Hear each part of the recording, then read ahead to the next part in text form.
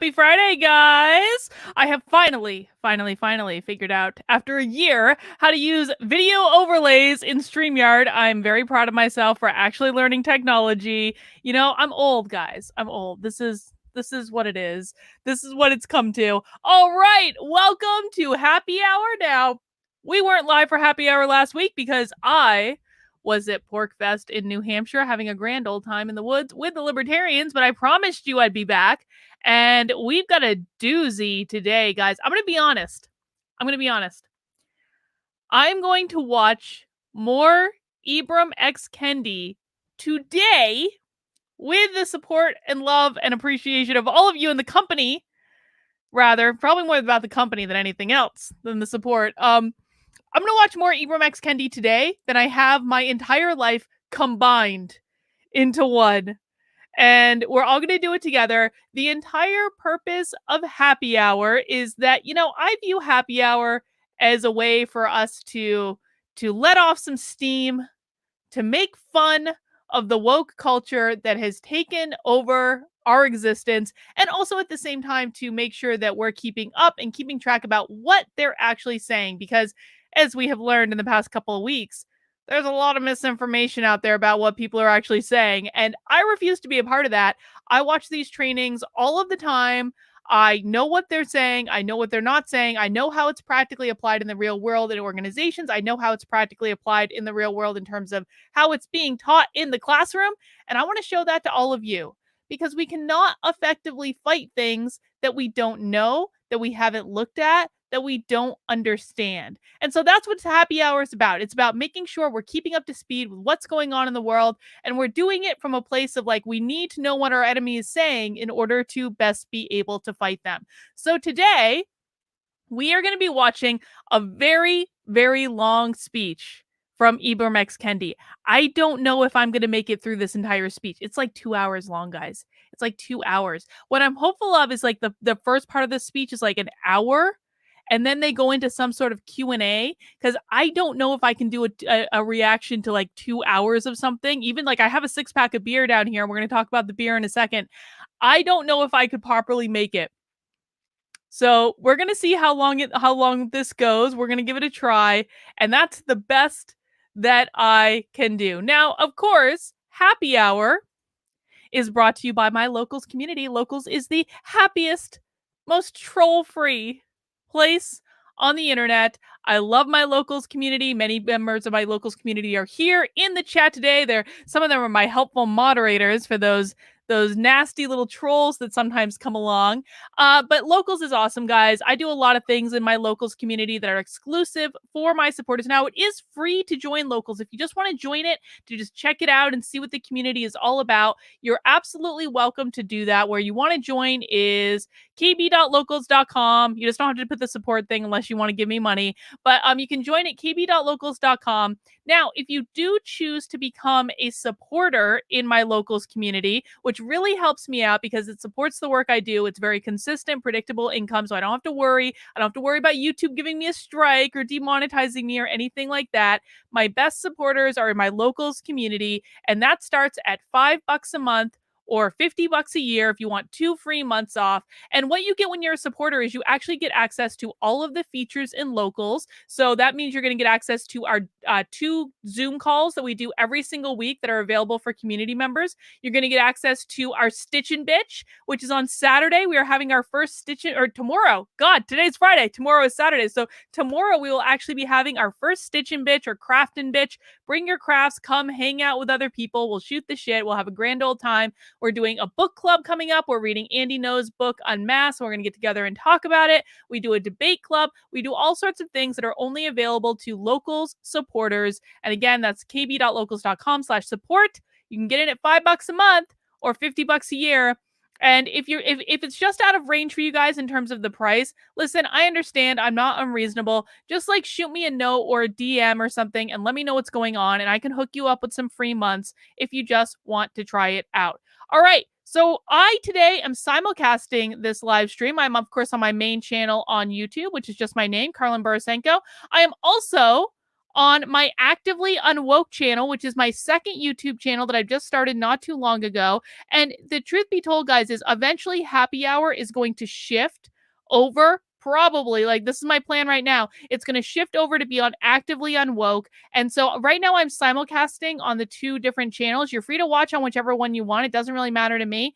There is more interaction on my main channel right now, but hopefully as I continue to grow Actively Unwoke, there'll be more going on in the chat over there. So definitely make sure you subscribe. That's youtube.com/actively unwoke. And there's going to be more content coming on that channel in the coming months. I'm really excited about it, but I'm on both channels for right now. I'm also on Odyssey. I'm also on Rockfin. So even if you're not on YouTube, you can still enjoy Happy Hour. Now, 2 more orders of business before we get started.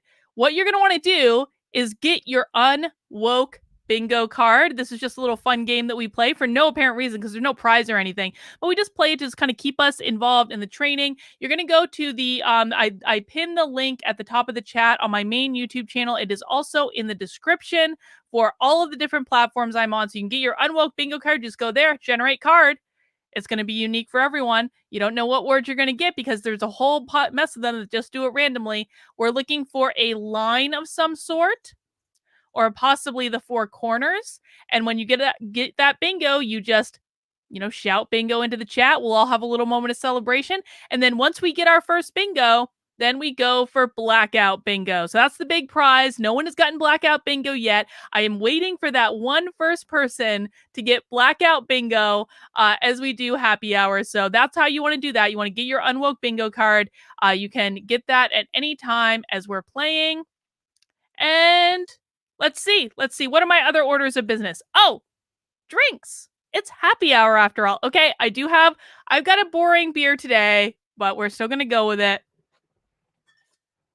Mostly because I was lazy and didn't want to go to the beer store. I'm returning to one of my old favorites, the Wachusett Blueberry. Please type in, chat in what you're drinking, whether that be coffee, tea, water, something stronger to start off our 4th of July weekend. I've got my awesome bottle opener that was forged out of a railroad spike and I bought in the public market of Seattle. This thing is like heavy. If a burglar ever made its way into my house, I just like nail him over the head with this bottle opener. I'd be all set, man. This bottle opener is heavy. So I've got my beer. We've got our bingo cards. And the last thing that we need to do before we get started is, in order to counteract all the little trolls that are invading my channel, I need you guys to mount that like button for me, please. Mount that like button. Let YouTube know that I'm not just, I'm not just a disaffected person that left the left and then got disaffected from the right. I actually am doing good content here. Or at least I'm trying to do good content that you guys appreciate. Please mount that like button.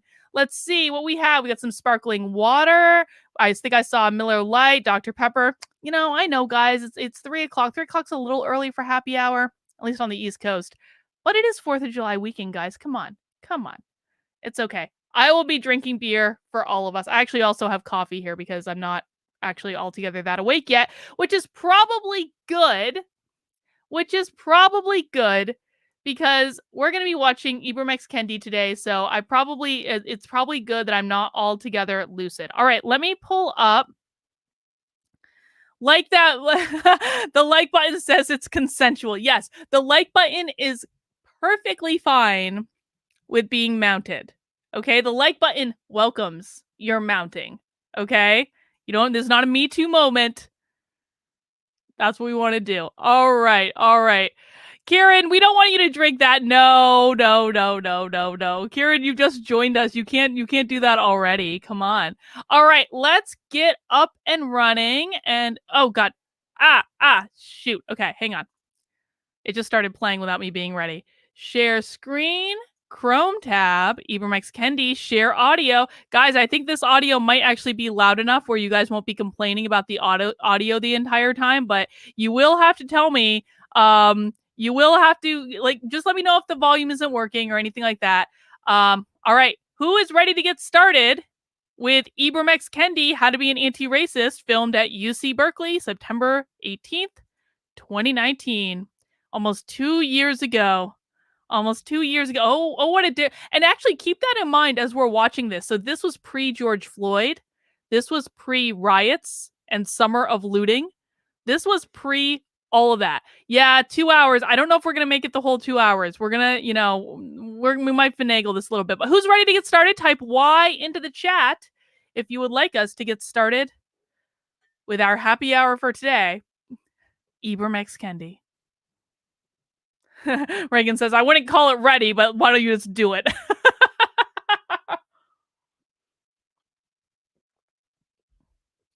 All right. Let's do it. Let me know if that volume's okay. We're going to skip their introduction. Because again, 2 hour goddamn stream. Okay. Here he is.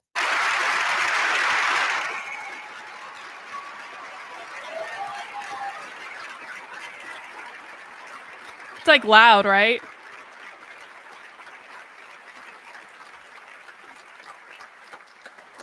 Good afternoon, everyone. It's truly an honor for me to be here before all of you. Thank you so much for coming out this afternoon. Thank you to the sponsors and to the organizers. I'm always just joyous when I'm outside of Washington, D.C.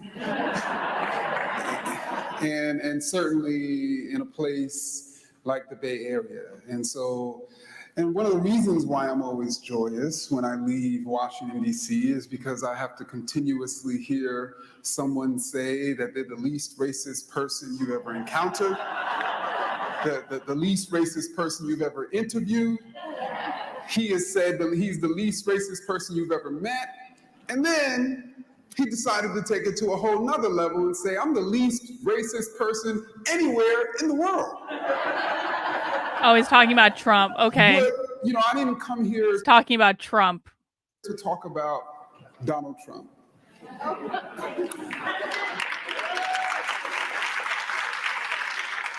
And so let's just get him out the way. Is that cool? I came here to talk about those Americans who oppose Donald Trump, but who also self-identify like Donald Trump as not racist. Oh, you know who he's talking about? I just got to, if you guys missed my stream last night, look what I just got. Robin DiAngelo's new book, Nice Racism. And the reason I bring this up is because he's basically targeting exactly who Robin DiAngelo is targeting with this book. Look at the tagline for this book. How progressive white people perpetuate racial harm. He started talking, so he's going after them in 2019. Robin DiAngelo just released a book about it like this week. So I guess maybe this will be a day of ragging on white progressives. Who knows? That'll be kind of nice. That'd be a nice change. And ironically, Americans who self-identify as not racist, whether they're conservatives, moderates, liberals, radicals, progressives, they don't realize, I think many of us don't realize, that we are connecting ourselves to a history of slave traders who self-identified as not racist, although they didn't use that term. We're connecting our. Did he just compare average everyday Americans today in well, I guess this was in 2019, but did he just compare average everyday people in 2019 to slave traders? Yeah, that's definitely an apt comparison, Ibram. So, you can really tell what he thinks of average people, right? When he's like right off the bat comparing average people to slave traders. Okay. Those two enslavers who said, yes, when we say Black people should be enslaved, when we say slavery is a positive good, when we say slavery is a necessary evil, when we say that Black people are the cursed descendants of Ham, those are not racist ideas. That's God's law. That's science. It's the Mormons who says that Black people are the cursed descendants. Isn't that the Mormons? Am I wrong about that? I feel like that's a Mormon thing. Law. That's nature. That's logic. We don't realize we're connecting to Jim Crow segregationists who said, I'm not racist. It's separate but equal down here. You can't tell? No, we can't. You can't tell? No, we can't. You can't tell it's separate but equal. We're following the law. We're not racist. We're connecting to eugenicists who were really the first group of Americans. So all white people are connected to both slavery and Jim Crow and eugenicists? This guy's like even more crazy than Robin DiAngelo. Yeah, I thought so. I thought that was in the Book of Mormon. I knew there was some like racist thing in the Book of Mormon that like that really turned me off from the Mormon. So fun fact for people who don't know this, when I was when I like right out of college, like 20 years ago, probably. Well, maybe not quite 20 years ago. I'm not that old, but right when I was right out of college, I was living by myself in Montpelier, Vermont, and I was just kind of bored. And so I actually had these two Mormon missionaries coming over to my house like once a week to teach me about Mormonism. And I was like going to Mormon church, and I never had any intention of joining, except like I was kind of curious about like what was going on in the temples. I was viewing it purely as like a research project. I was like trying to like learn about this stuff, but I wasn't really interested from like a genuine perspective because I'm not like a religious person. I'm a spiritual person, but I was just bored. I was passing time. And so I had like, I mean, for months, these two Mormon missionaries, and they had to come with chaperones because they were both men and I was a single woman. So they actually had to bring this older couple that was like a chaperone over to my apartment on a weekly basis to discuss the Book of Mormon. And so I remember that was a question that I asked them specifically. Anyway, let's keep going. Americans to be classified as racist, who also turned around and said, this is science. This isn't racism. This is science. We have empirical data to demonstrate that Black people are intellectually inferior by nature. Just look at their test scores. And today, we have white nationalists. We have white supremacists who self-identify as not racist. We have white supremacists who, before they go into a Walmart in El Paso, Texas, write a manifesto claiming that Latinx immigrants are invading Texas, and then also claiming... Didn't that happen within like the same weekend as a Bernie supporter shooting up a whole bunch of people in Cincinnati? Am I remembering that incorrectly? Because that incident happened at like literally the same dang weekend as someone on the left doing exactly the same thing. But of course, we don't tell that story. We don't put that context in there because that is not convenient for our narrative or for our book sales, Ibram X. Kendi. I'm not racist. We have this long history of racists classifying themselves as not racist. Racists who cannot imagine that they have been Latinx. He said Latinx. So if you have Latinx on your bingo card, congratulations, you got a square. No land blessing though. Maybe the land blessing. You know what? Because we passed over the introduction. I don't know if they did a land blessing. If you have a land blessing square, just check it off because we didn't watch the introduction because it's 2 hours long. So if you have a land blessing square, you get a free square. That there's something wrong with a particular racial group. Racists who can imagine that the policies and policymakers they're supporting are creating and reproducing racial inequity. Fundamentally, racism, its heartbeat, has always been denial. And the sound of that heartbeat has always been... Well, that's pretty convenient, isn't it? If it's pretty convenient that you can always be fighting racism as long as people are denying that they're racist. It's that's a very convenient proposition. I'm not racist. To be more specific, the sound of that heartbeat has always been not racist. And so in writing How to Be an Anti-Racist, if I had one singular goal, if I could somehow shape the world, what I would hope would come out of this book is very simply, we would eradicate the term not racist from the American vocabulary. And then it would force people to recognize that they're either what? Racist or anti-racist. It would force Americans, if we eliminated the term race neutral. So agree with me or you are a racist. Agree with my definition or you are a racist. Agree with how I believe anti-racism should be practiced or you are a racist. No, thank you.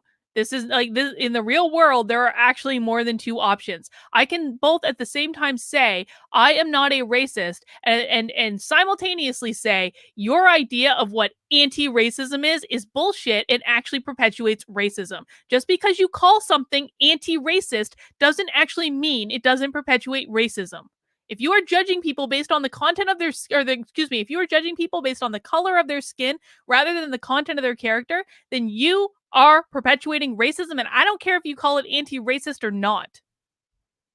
From the American vocabulary to recognize that all policies are either racist or anti-racist. No. If we eliminated terms like racially charged, they use so many now, I can't keep up with them, but I know that's one of them. If we eliminated all of those racially, whatever they call it, terms, and realized all ideas. People like Ibram X. Kendi and Robin DiAngelo should be thanking their lucky stars that Donald Trump was elected president because their bank accounts only went up with Donald Trump in office. And actually, it's going to be interesting to see what happens with all of this because, I was watching, I saw a clip from the press conference earlier today where Jen Psaki was asked about Biden, will Biden talk about critical race theory with the NEA? And she basically just avoided the question. And if they were really in favor of critical race theory or they felt really strongly that they were in a positive position on it, wouldn't you say, of course, he's going to talk about critical race theory. We are very much in favor of this. They didn't do that. She just avoided the question entirely. I don't know. Maybe Donald Trump not being in office anymore could be the best thing that ever happened in terms of getting people like this to fade away into the sunset. Are you the racist or anti-racist? Then we can truly have an accounting of ourselves, of our ideas, of our policies, and of our country. Because at some point, we are going to have to stop denying that we have metastatic racism. Look, he looks like he's going to cry. He looks like he's going to cry. Because if you didn't already know, it is literally killing America. Just so you know, if someone cries in one of these trainings that we watch on happy hours, that is a sign that you need to pound your drink. Like, if someone cries, if we actually see tears, then you need to pound whatever you're drinking. It is literally killing this world. The three lethal weapons that are threatening American existence and human existence literally are, of course, nuclear war, climate change, and bigotry. Wait. The three major threats to our world are nuclear war, climate change, and bigotry? Okay. in that order. Nuclear war, climate change, bigotry. That's how seriously we should take Ibram X. Kendi. And so I, of course, was born and raised in New York City. Anybody from New York? Okay. Anybody from Queens? Okay. I was born in Queens, New York, Jamaica, Queens, New York. I was raised the child of two parents who were in the Black Power movement, specifically the Black theology movement. They were walking. Oh, really? Really? I didn't know that. I mean, I'm not remotely surprised that his parents were in the Black Power movement, but I did not know that. Interesting context, Ibram.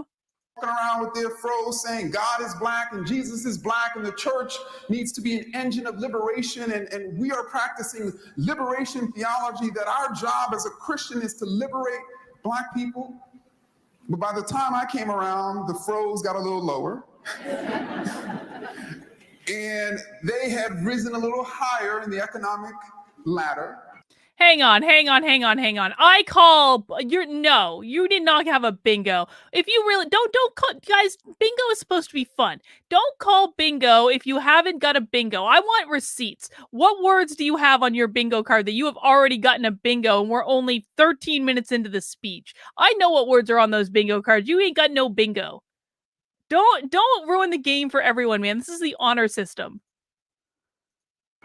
And like other members of the civil rights and Black Power generation, they certainly maintained, my parents did, their liberation theology. But they also, in the 1980s, like the Black middle class more broadly, audit the like bingo, the white middle class had historically done, they had also began to imagine that they had moved into the Black middle class, and a large segment of Black people had not, because of what was right about them and what was wrong about those Black poor people. And it's so what it emerged was this sort of dueling consciousness that there was nothing wrong with Black people, and we need to continuously challenge the racism of the Reagan era, while simultaneously these ideas that there was indeed something wrong with the Black poor, that indeed there was something wrong with these Black women having all these children, that there was something wrong with these Black men committing all these crimes. And this is he making the argument that there's not something wrong with people committing crimes or having like lots of kids that they can't? And listen, man, like honestly, like my grandmother had 8 kids living in a house that is smaller than, the house that my husband and I live in by ourselves now. And so, like, I get it, man. I no judgment, but let's just be honest. Like, there are better life choices to make than others. If you want a happy and fulfilling and productive life, there are simply better choices to make than others. Was part of a larger American discourse that the reason why racial inequity was persisting after civil rights was not because... Okay.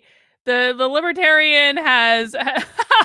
There's been a miscommunication. Okay, I'm sorry. I was persnickety. I'm sorry. He was saying bingo. Like, here's my understanding. You were saying bingo to something in the video, not bingo as in the game. I apologize. I was getting a little bit persnickety. We're both now on the same page. Guys, if you have not yet downloaded your Unwoke bingo card, it is pinned to the top of the chat on my main YouTube channel. It is also in the description on every other place that this stream is right now. So make sure you get that Unwoke bingo card, and no calling bingo in the chat if you don't have a bingo.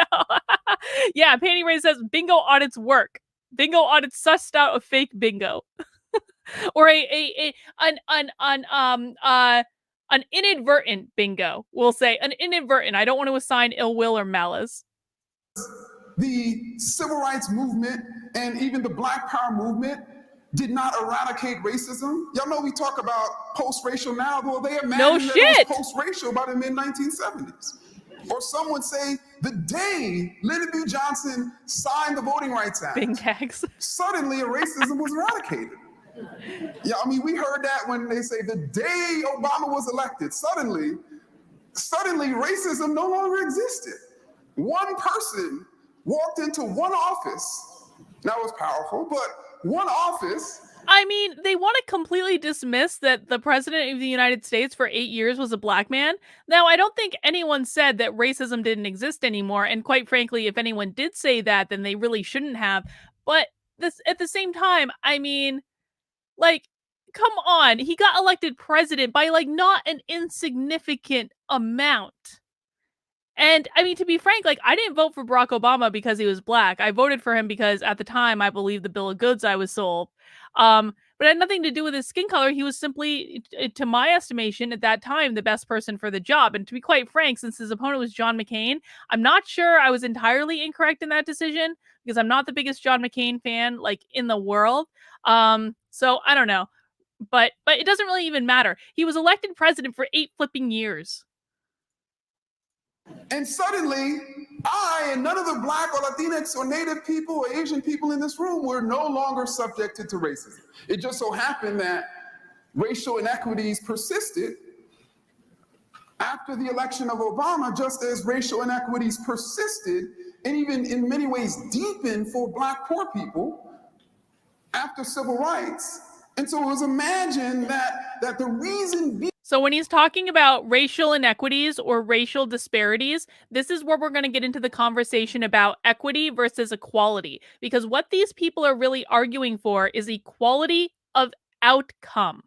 right? What I think most people in the chat and what I would prefer is equality of opportunity, making sure that we are making the most number of opportunities available to the most number of people, and then people have to show up and do the work or not. But what people like Ibram X. Kendi want to argue for is equality of outcome. They want to reduce the disparities to as close to zero as possible in the final outcome. Well, you can't do that unless you're creating an environment where you're pulling high performers down to meet in the middle. Okay? So this is a fundamentally bad and wrong idea. And most of the time, people who are arguing for these types of points haven't thought through to the most logical end result of their actions. There will always be disparities. And it's not because, necessarily, sometimes it might be because people are treated differently because of the color of their skin. I don't want to completely dismiss that happens, because I think it does. But it can also happen for any number of other reasons. If I have an opportunity to get a job and a black woman has an opportunity to get the same job, and I'm the one that shows up every single day, comes in early, does the work, like stays late, goes out of my way to do professional development, is very consistent about handing things in, meets deadlines. If I do all of those things and the black woman kind of comes in and does half of what I'm doing, and I'm not saying this because she's black, I'm saying it's because, sometimes people choose to work and sometimes they don't, then I'm sorry, me getting the job has nothing to do with the color of her skin. It has nothing to do with it, because you cannot account for how people are showing up. I haven't lost that many subscribers. I've lost 2,000 subscribers, mostly because people are morons and are not listening to what I'm saying. And I mean, I bid them good riddance, man. I mean, it might seem like a lot, but when it's like 2% of my audience that are troublemakers anyway, I'm not that worried about it. I have a lot of subscribers, so I wouldn't really worry about what I'm losing. I'm certainly not. Other people seem far more worried about what I'm losing than I am. That guy sounds like Tyrone Bagums can't unhear. Or this guy says, I'm not sure what that means, Meteoroid Man, but thanks for the super chat. Was because there was something wrong with these people. There was something wrong with these black people. And more specifically, by the 1990s. I'm glad you're here, Nemo. If there was ever a decade in which black youth were seen as the fundamental American problem, it was the 1990s.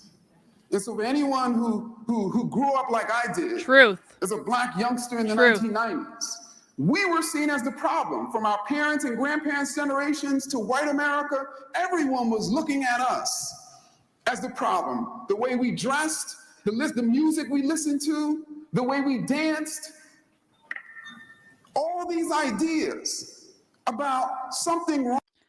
No, the vast majority of subscribers I lost were in fact trolls, and they got their asses blocked for being trolls, and I'm not unhappy that they're gone.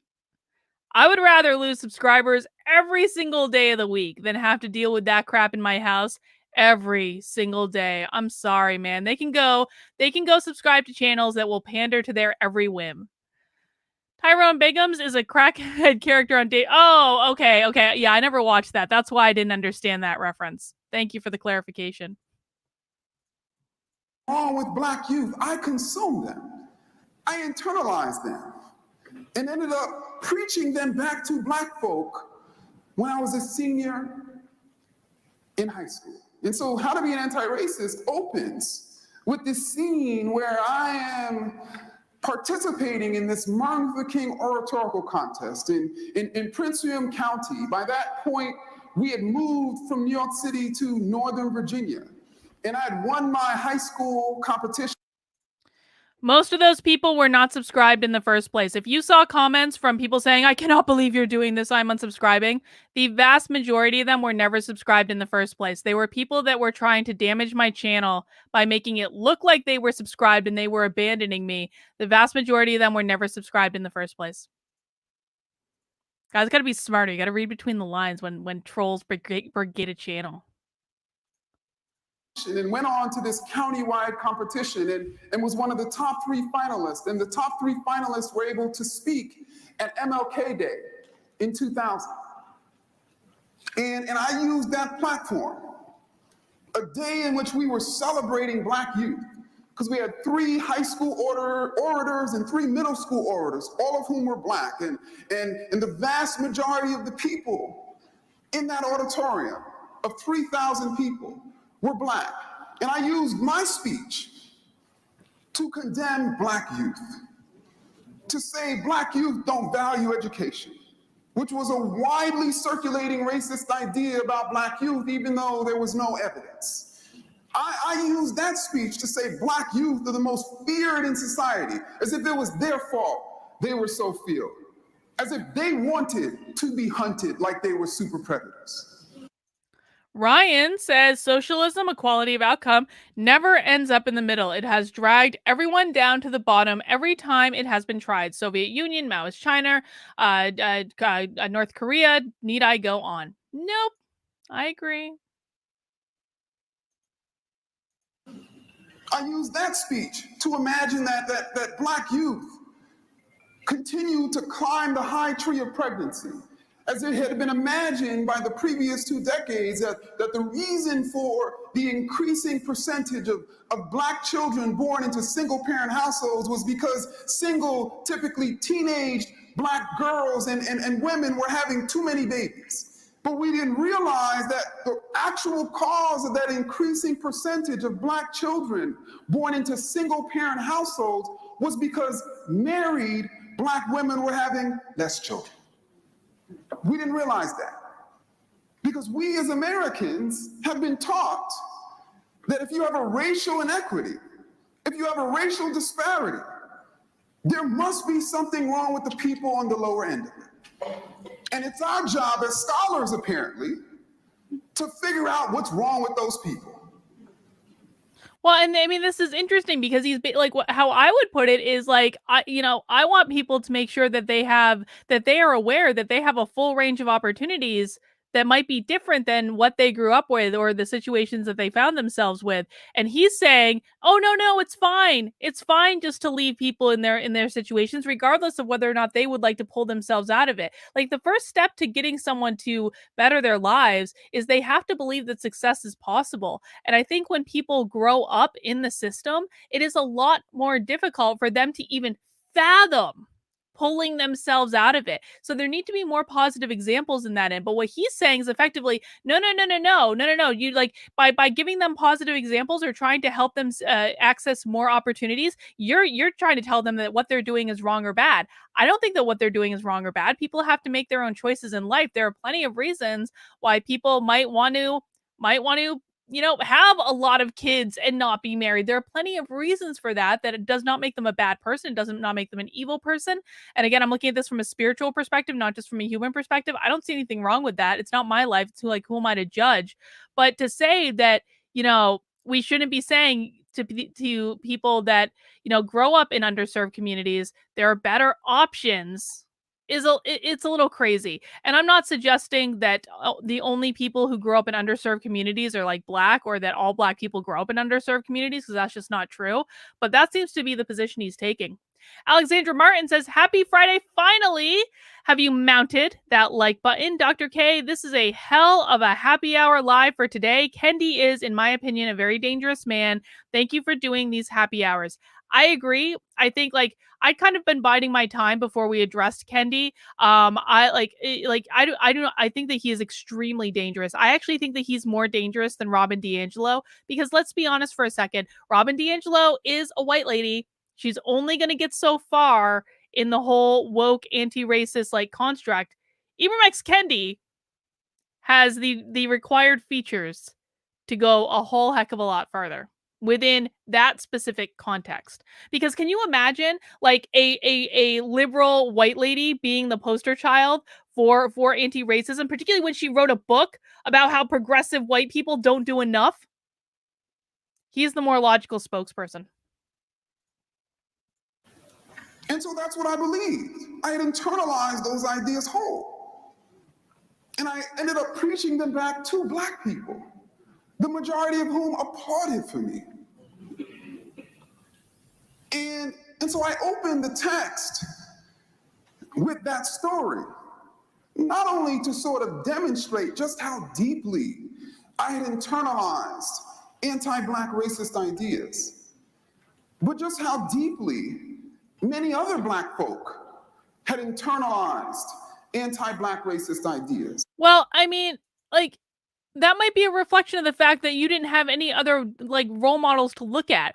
Turd Ferguson says the only place where those things are taught are in progressive educational institutions and ideologies. Personal responsibility and autonomy is ignored because it is empowering. Well, I could point to many instances of personal responsibility being ignored in lots of different places that are not just liberal institutions, but that's a different conversation for a different day. Thank you for the super chat.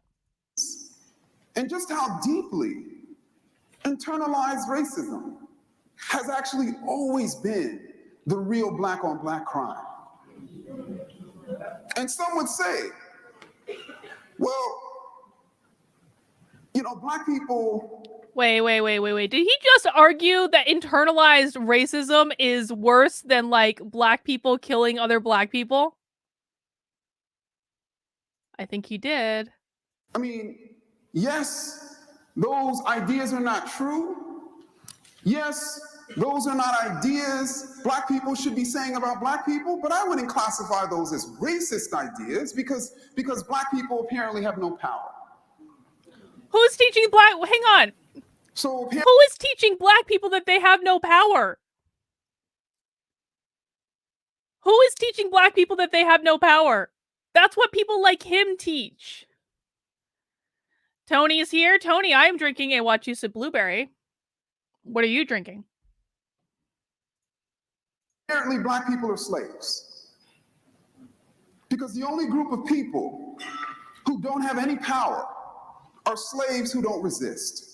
And I'm not saying enslaved people, because these are people who have literally been enslaved by violence and terror and are constantly resisting, and that's why they needed to be enslaved by violence and terror. I'm talking about people who are confined and oppressed and doing nothing in the face of that, not resisting, not recognizing that they have the power to resist. And every single human being in this world, in this country, in this city, has the power. Isn't it ironic that he's talking about how people don't recognize they have the power to resist, when at the same time he is presenting a false binary to say that people either are racist or anti-racist, and then acting as though people don't have the power to resist that false binary?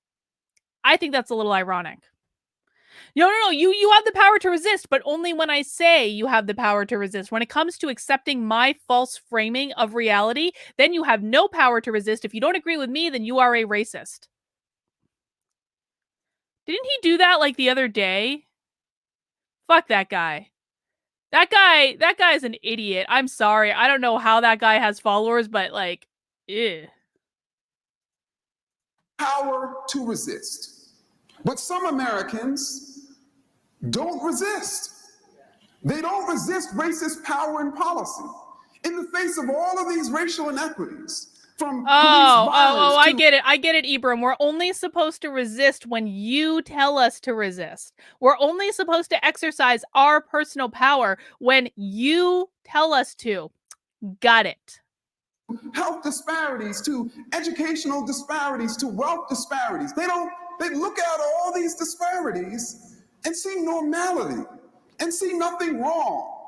And if anything, they say the cause of those disparities are the inferiorities of those racial groups. So what they do is they don't use. Oh my God.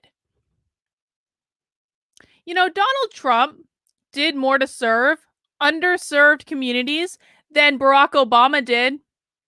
Donald Trump was the president that made permanent funding available for historically black colleges and universities. Donald Trump was the president that started putting opportunity zones in inner cities, what made it easier for black families to start and own businesses. Donald Trump did all these things. And now Ibram X. Kendi has the gall because remember, this was 2 years ago. This is as this was all playing out. This was happening in real time. He has the gall to say that this is just all they're just blaming the inferiority of black people, because Donald Trump did more to help the African American community than Barack Obama did. I'm sorry. That's just reality.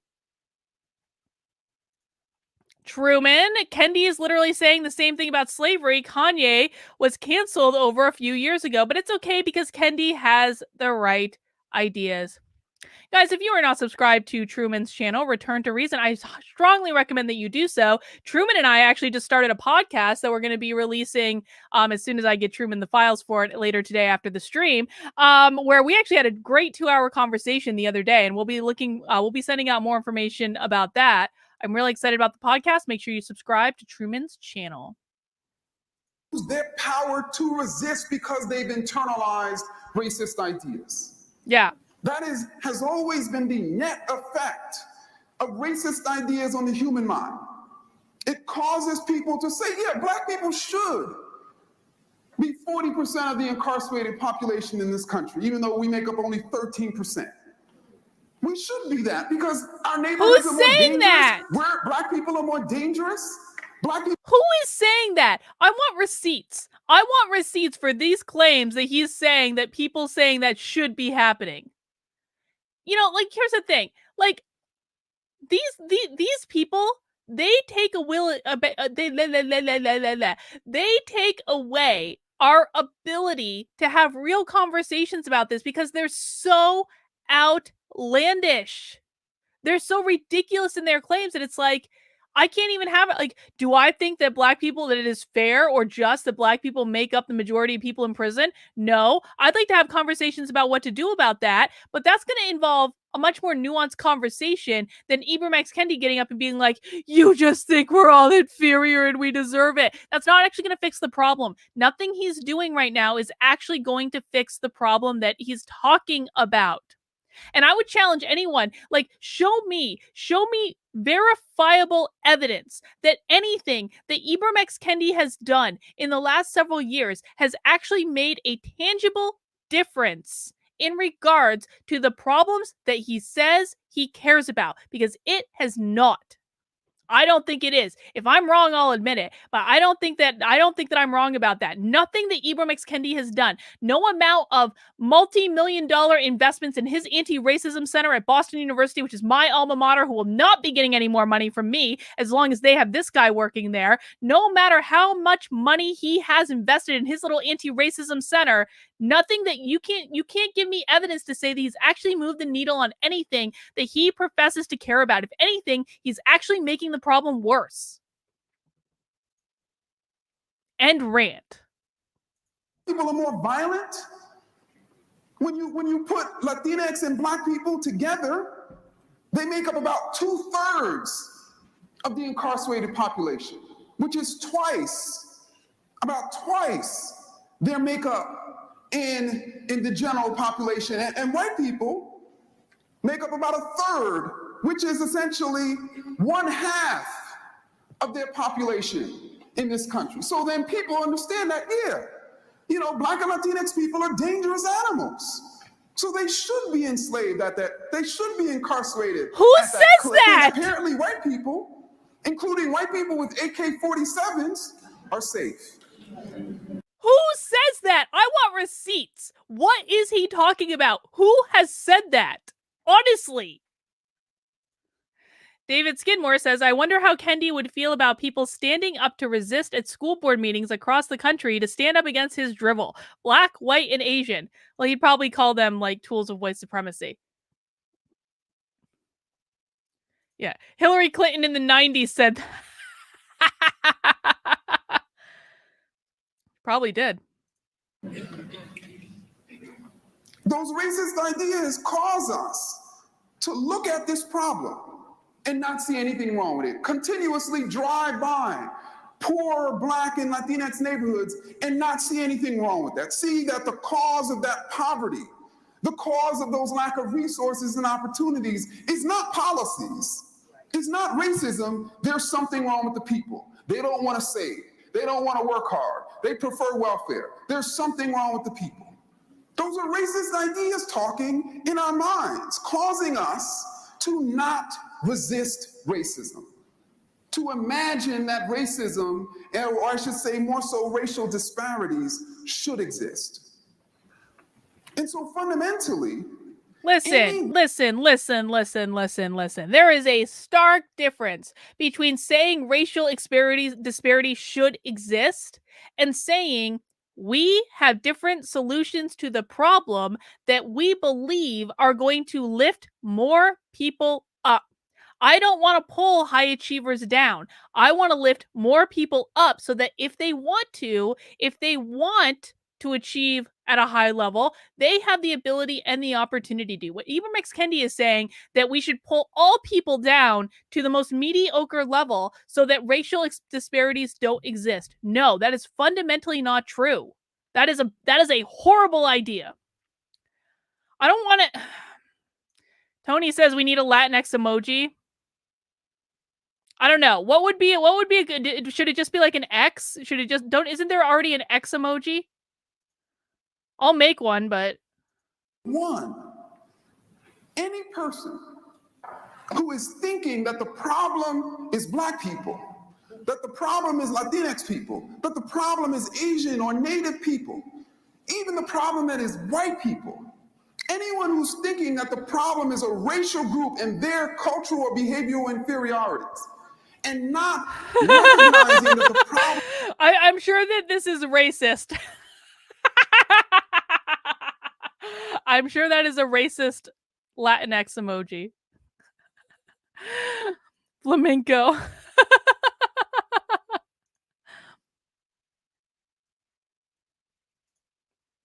Is racist power in policy is being racist. A sombrero. Oh my God. That's a good idea. Isn't there already a sombrero? And anti-racist, obviously, is looking out at our society and saying, you know what? There are ethnic differences. There are cultural differences coming out of those ethnic differences. I'm going to level that difference.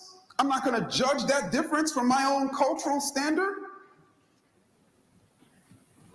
Listen, man, we exercise judgments all the time. We judge everything all the time. We are constantly making judgments. It could be like, am I gonna read fucking Robin DiAngelo's book, or am I gonna read Andy No's book, which is sitting on the floor by my desk? Like, I'm exercising a judgment when I'm making a choice. I'm exercising a judgment when I make the choice about whether or not I want to have coconut creamer in my coffee or French vanilla. I am making a judgment. We exercise judgments all the time. It is completely unreasonable to say that we need to just stop exercising all judgments when it comes to one specific thing that one specific guy cares about.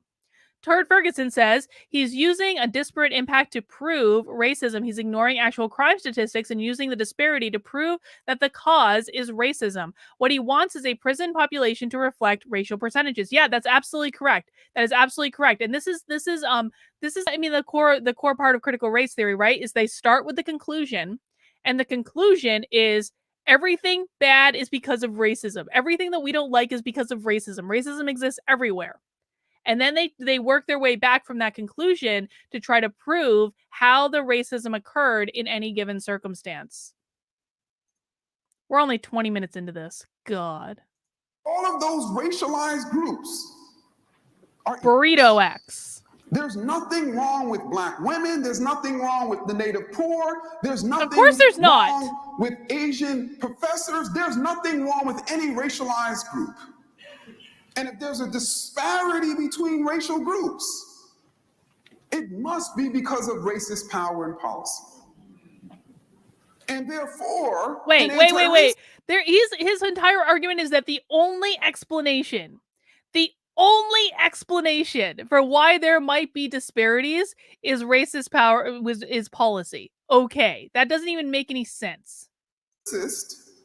That entirely takes out of the equation human ingenuity, to be really honest. Instead of looking and trying to figure out what is wrong with people, an anti-racist is trying to figure out what is wrong with policy.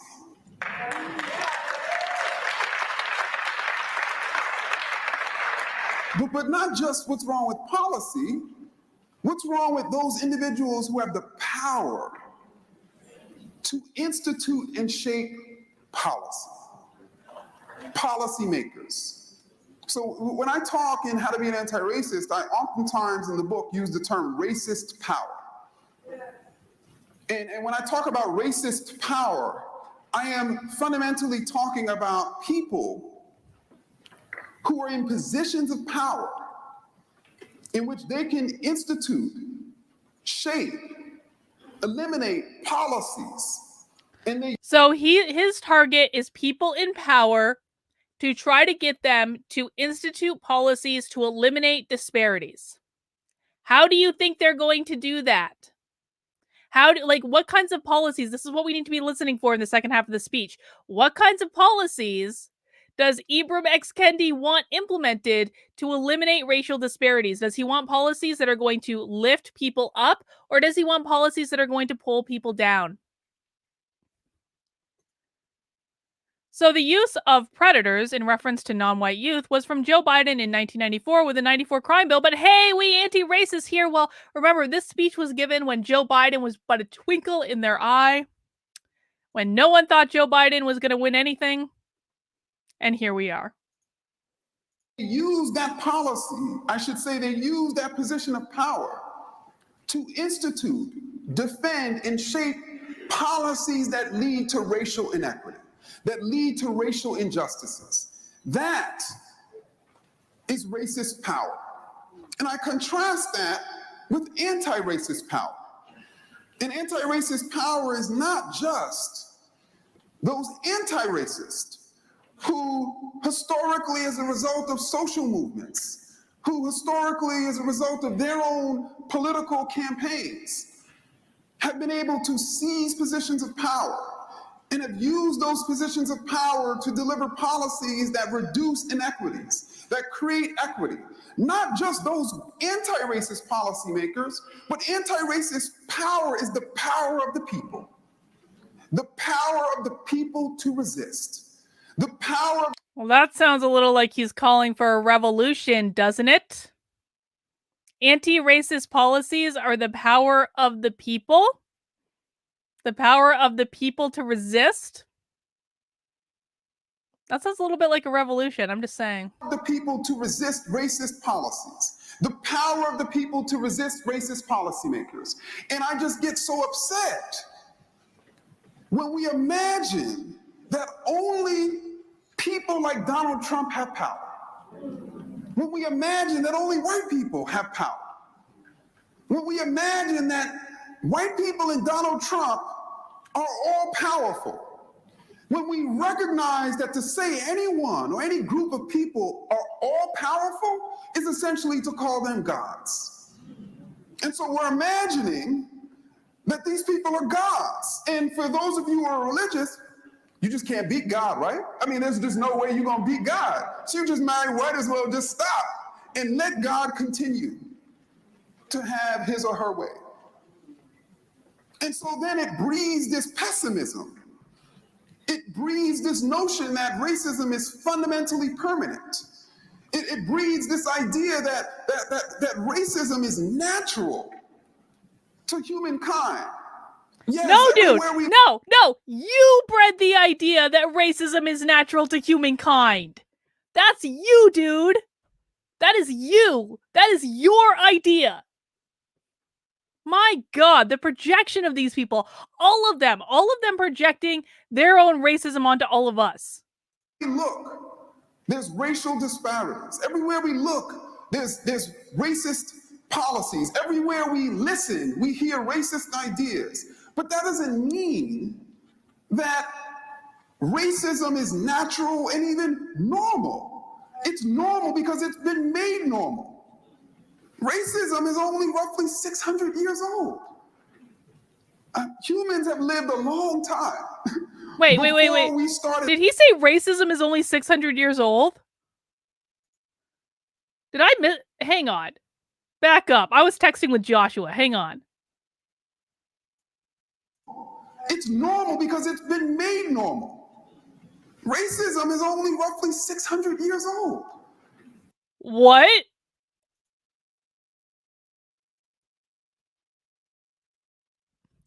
I'm sorry, but so is the argument is like racism didn't happen until America happened, because prior to America, people who like we call white today were considered like Italian and Irish. They were characterized more by like the ethnicity of their country, And when we came to America and then brought slaves over to America, then it was a matter of white versus black, and that's when racism was invented. Like, am I wrong? Is that what he's saying? That racism only started like when? No, because the United States is like way younger than. When is he saying racism started? When is he saying racism? Like, what started racism? Hopefully he'll share. Humans have lived a long time before we started imagining that the people who cover Africa are all of those diverse ethnic groups are one race, that the people, all those diverse peoples in Europe are one race. Humans lived a very long time before we imagined these continental races. And we imagined that those continental races, that certain ones were superior and inferior. When we sort of started connecting those continental races to behavioral traits, when we started imagining, I should say, that you know what, those African peoples can be enslaved, and we Portuguese slave traders who initiated the transatlantic slave trade, we can make a ton of money off these people.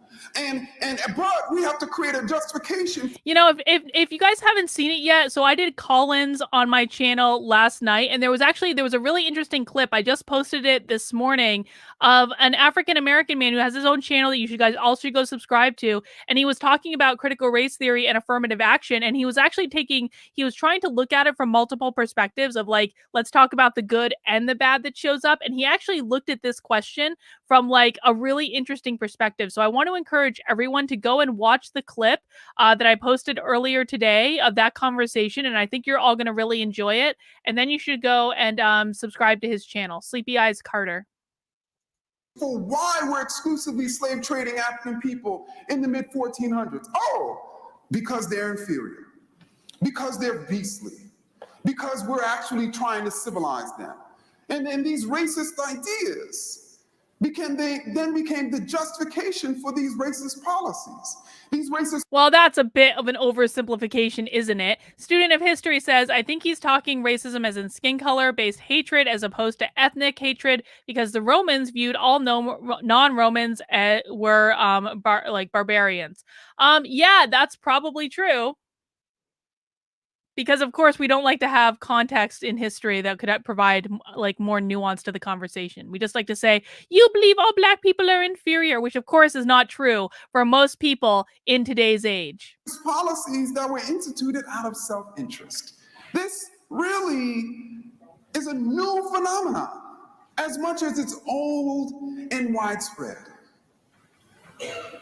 And so I think it's critical for us to be very, very specific when we talk about racism.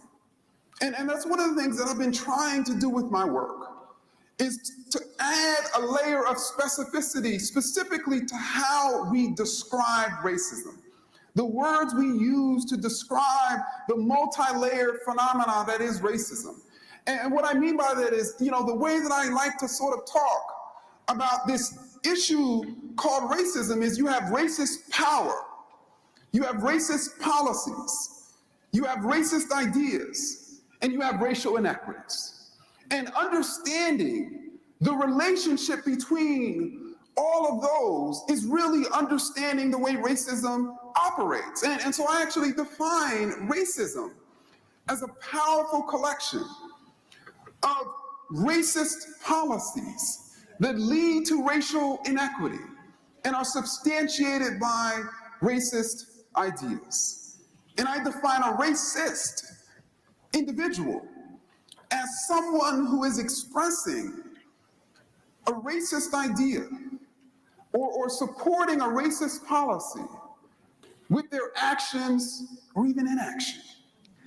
So supporting a racist policy with their inactions. This is where the idea of being an anti-racist comes in. If you're just sitting back and doing nothing, be like, I just want to have I just want to grill, man. It's like 4th of July. I just want to grill. What Kendi would say is, you are not being an actively anti-racist, and that makes you a racist because you're just sitting back and enjoying life instead of doing what he wants you to do. And the reason why someone expressing a racist idea in that moment is being racist is because in that moment, they're thinking the problem is a group of people as opposed to policy. And obviously, the reason why someone who is supporting a racist policy is being racist is because their action is causing racial inequity. And the reason why. So by you just grilling on your deck this weekend and having a 4th of July barbecue, your lack of action is causing racial inequity. How dare you? How dare you? Someone who is doing nothing in the face of racist policy that is pretty much the status quo in this country is because they are allowing that racist policy to persist. They are allowing that racial inequity to pass on to another generation. When we look at the enslavement era, what slaveholders wanted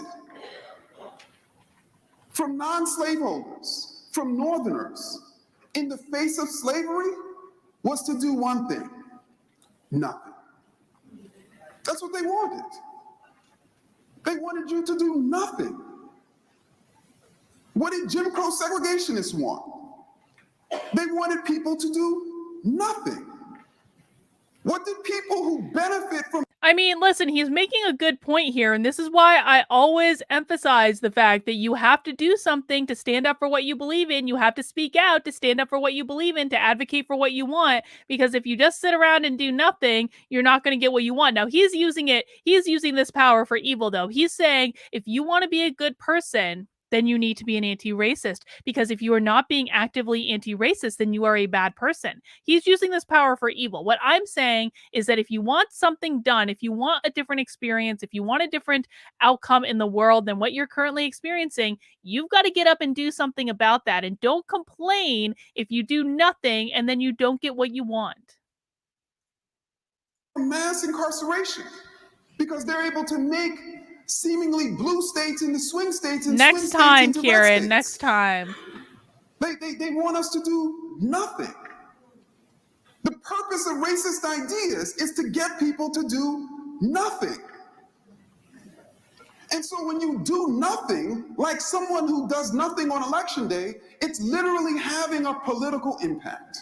Vote for the person I want you to vote for. You are not an anti-racist, and if you're not an anti-racist, you're a bad person. Listen, I talk about all the time how this is about power. This is not about race. This is about power. He can call it anti-racist all he wants, but what he's doing is trying to gain political power so he can change systems, so he can change policies, so he can enact whatever little communist utopia that he has in his mind's eye when he's talking about equality of outcomes versus equality of opportunities. It is all about power. It always comes back to that. That's why we cannot be fooled when people try to make this about race. It really has very little to do with race. Listen, there are a lot of different types of critical theory, right? Critical race theory is under the broader umbrella of critical theory. This is what James Lindsay's and Helen Pluckrose's book Cynical Theories was all about. All of the different types of critical theory. There's critical race theory, there's critical gender theory, there's disability studies, there's fat studies, there's queer studies. There are all sorts of critical studies. Right? The thing of it is that race is the thing that they have found that works the best. That is the thing that they have found that works the best to get people all riled up, to create divisions. And so that's the one they lean on most strongly, because that is the one that is gaining them the most power. This is not about race. It is about power. And if the race card wasn't working, they would be using something else. They would, and by the way, they're about to change the name of critical race theory, because that name is now becoming really toxic. And so what they're going to do is they're going to change it to something else, because it is not about race. It never has been. It is only about power. Turd Ferguson says, notice is how he doesn't actually define racism. He only uses cultural references. Racism is racist things by racist people with racist results. That's exactly correct. They don't want to define things, because then they're going to be kind of painted into a corner where they have to live up to that definition. Well, guess what? What happens when they want to change the definition? What happens when they want to call critical race theory something different? If they've already defined it in really clear terms, it's going to be much harder to change it into something different. Blackout bingo is not racist, your pal. And that impact is the persistence of racism. And so there's no sideline to this struggle. There's no viewing box to this struggle. We are all in this struggle. What are we doing? Are we doing nothing or doing something that's allowing racial inequity to persist, allowing racist policies to persist? Is that what we're doing? Or are we being an anti-racist? And I define an anti-racist as someone who is expressing an anti-racist idea or supporting an anti-racist policy with their actions. Someone who is stating that there's nothing wrong with any of the racial groups. Someone who is recognizing the equality of difference. There is nothing wrong with any of the racial groups. There, I'm an anti-racist. I did it. I'm an anti-racist. There's nothing wrong with any of the racial groups. I'm an anti-racist. Congratulations to me. Someone who is pushing back against misleading statistics, against faulty premises that make some sort of case that there's something genetically, culturally, or even behaviorally wrong with a particular racial No group. one is saying there is, dude. Someone who's saying, no, we're not just created equal, we are equal. That's being an anti-racist. That's expressing anti-racist ideas. And obviously, someone who's supporting anti-racist policies that are leading to racial inequity. Because he really said it right there, didn't it? Because it's not just enough to say there's nothing wrong with any of the racial groups. Everyone is created equal. We are all equal in God's eyes. If that was all that was required to be an anti-racist, I think okay, let me ask you guys this. Apart from what you think about Ibram X. Kendi, if he said that the only thing that was required to be an anti-racist was that you said there is nothing wrong with any of the racial groups and that you believe that everyone is created equal in the eyes of God, if that was all it took to be an anti-racist, would you consider yourself to be an anti-racist? Type Y into the chat if you agree with those two statements. If you agree that there is nothing wrong with any of the racial groups, and you agree that everyone is created equal in the eyes of God, and that's the definition of anti-racist, type Y into the chat if you would agree with that.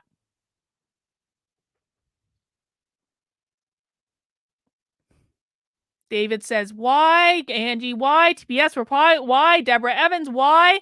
Yeah. I mean, that's like, why? I've got a chat full of whys. So we as a group all agree that there's nothing wrong with any of the racial groups and that everyone is created equal in the eyes of God. We are all on the same page there.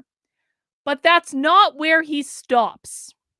If he just stopped at that, we'd have no issue. What he goes on to say is, okay, that's nice, but you're not really an anti-racist unless you want to enact the policies that I tell you to enact that lead to equality of outcomes. You're not really an anti-racist unless you agree with equality of outcomes. And that's where he's going to lose a lot of people. And it's completely reasonable for people to say, I believe everyone's created equal, but I don't agree with your implementation of this. No. And that doesn't make you a racist for saying so.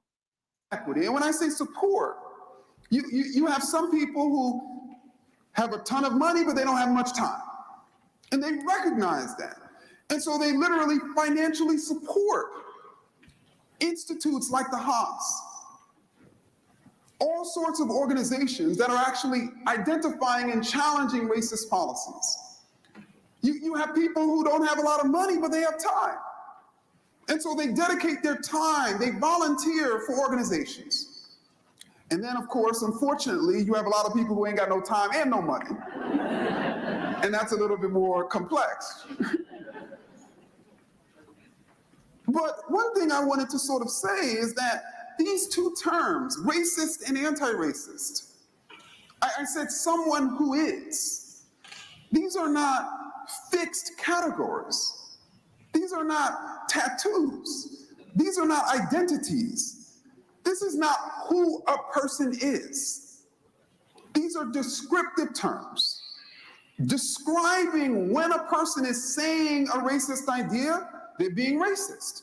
Describing when a person is saying an anti-racist idea, they're being anti-racist. Describing when a person is supporting a racist policy, they're being racist. Describing when in the very next moment, they're supporting an anti-racist policy, so they're being anti-racist.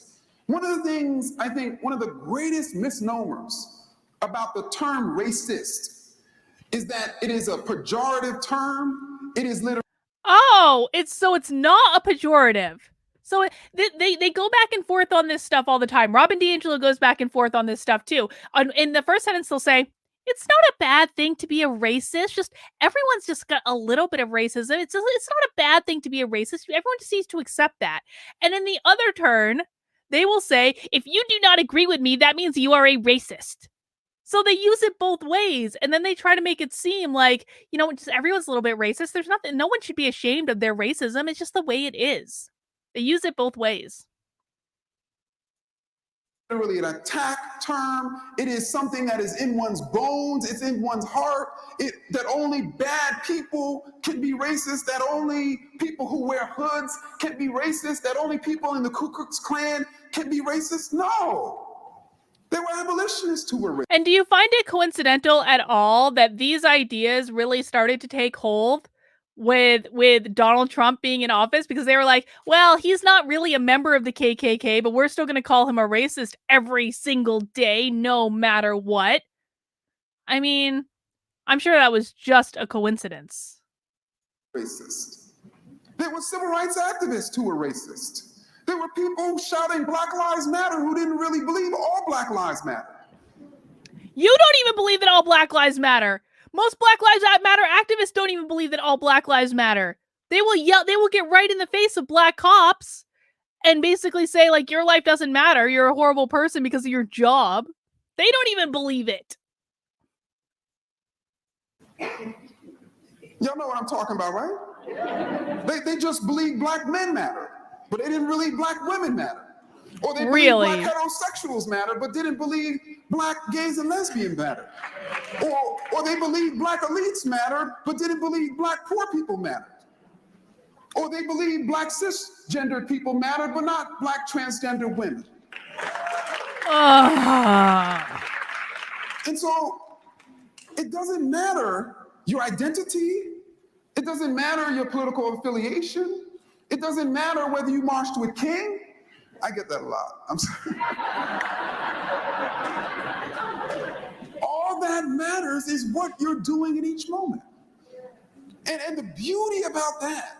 So we can go back and forth, and in any given moment, guys, maybe one moment I'm an anti-racist, another moment I'm a racist, another, like 5 minutes later, I'll be an anti-racist again. It's kind of like identifying a different gender for each day of the week, isn't it?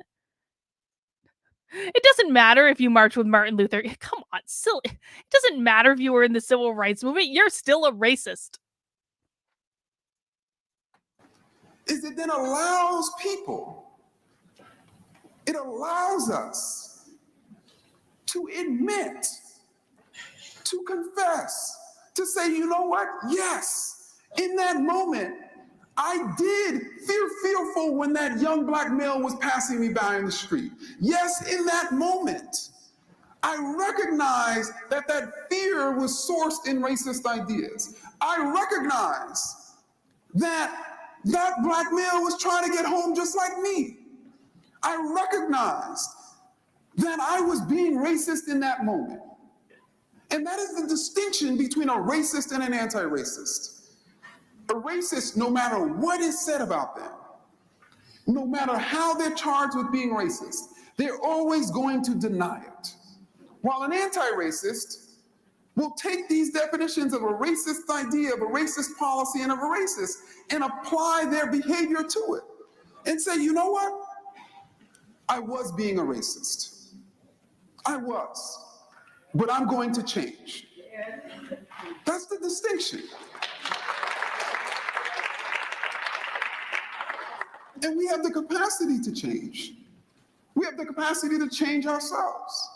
We have the capacity to change this country. Now, I should say 99% of us have the capacity to change. I don't know about a certain character I live near. But finally, and I'll say in closing. In closing? There's still 2 hours. The reason why I emphasize. This has only been going on for 40 minutes. Maybe there's a really long Q&A. Actually, that makes me feel a lot better. I thought, I was like, you're going to be on this stream all goddamn night.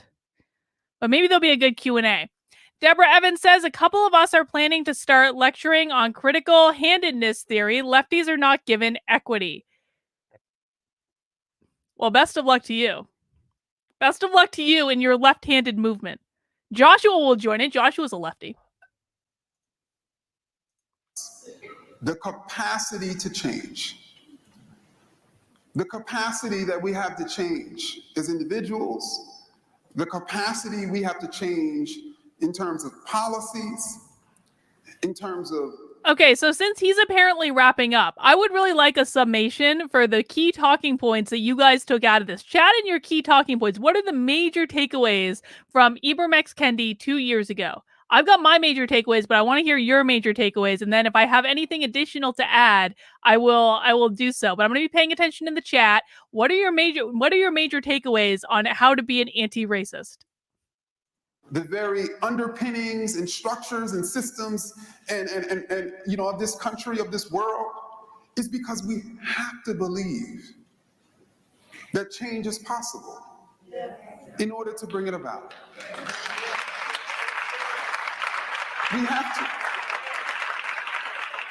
have to believe that. And we have to believe that even though this country has metastatic racism. Metastatic racism. That's a term that he really tried to get to catch on and really just never caught on. Isn't that funny? Let's see. Ashley says everyone is racist, but also not racist. Identitarians suck. Yeah. Everyone is racist, no matter what. People will always be judgmental in good ways and terrible ways is also a form of instinct and self-preservation. Yeah, basically like we're all racist, and the only way to not be racist is to be anti-racist, which doesn't mean to just say I think that all people are created equal and no group is better or worse than any other group. That's not being an anti-racist. To be an anti-racist, as Ibram X. Kendi defines it, is to actively and perpetually support policies that reduce disparities, or another way to say it, that supports equality of outcome. That is the only way in Ibram X. Kendi's eyes to be an anti-racist, is to be actively and constantly, perpetually supporting policies which lead to equality of outcome. That's what he's saying. I'm really surprised he hasn't addressed capitalism yet, to be really honest with you, but it's a long video, so we'll see. And even though those tumors of racial inequity have literally spread to every part of the body politic. Ibram X. Kendi is an admitted racist. Quoted, he is for discrimination as long as it benefits him. Yep. And that we're likely to die. That the overwhelming odds state that we will die and that it's going to be a painful death. Despite those odds, we still have to believe that we can heal from racism. We still have to believe that. What does healing look like? What does it look like, Ibram? What does healing look like? What does success look like? That, I'm speaking from experience. Last year, as some of you may know, I was diagnosed with stage 4 metastatic colon cancer, a disease that kills 88% of people in 5 years. Really? I didn't know that. The odds clearly were completely against me. The disease had spread. But if I would have said I don't have cancer, and the way we get rid of cancer is by not talking about it.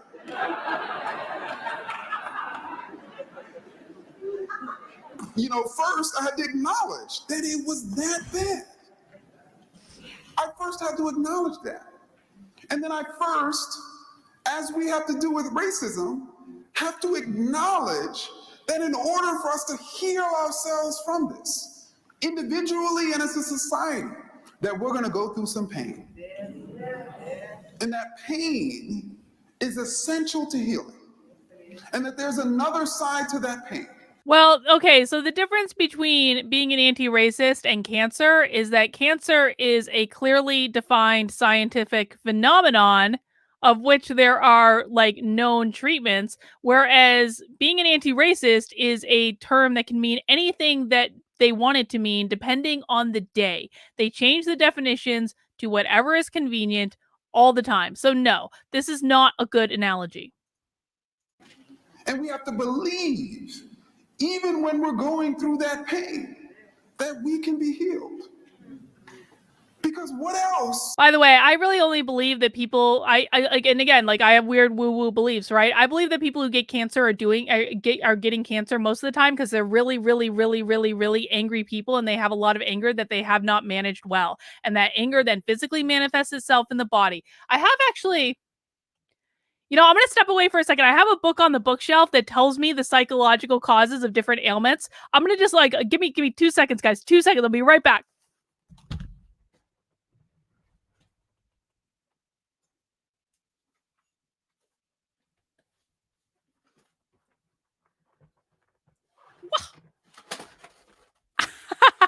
I just stepped on something I really, really shouldn't have. That's all right. It'll be fine. Okay. I'm back. I told you it's on my bookshelf. Okay, Joshua's going to be so proud of me. I have a book called You Can Heal Your Life. It's by Louise Hay. This is like Joshua's go-to resource. And I'm going to look up what causes colon cancer. But we'll keep playing the speech. Is going to get us through that pain, other than a belief that we can be healed, even when the odds are completely against us. What else other than that belief?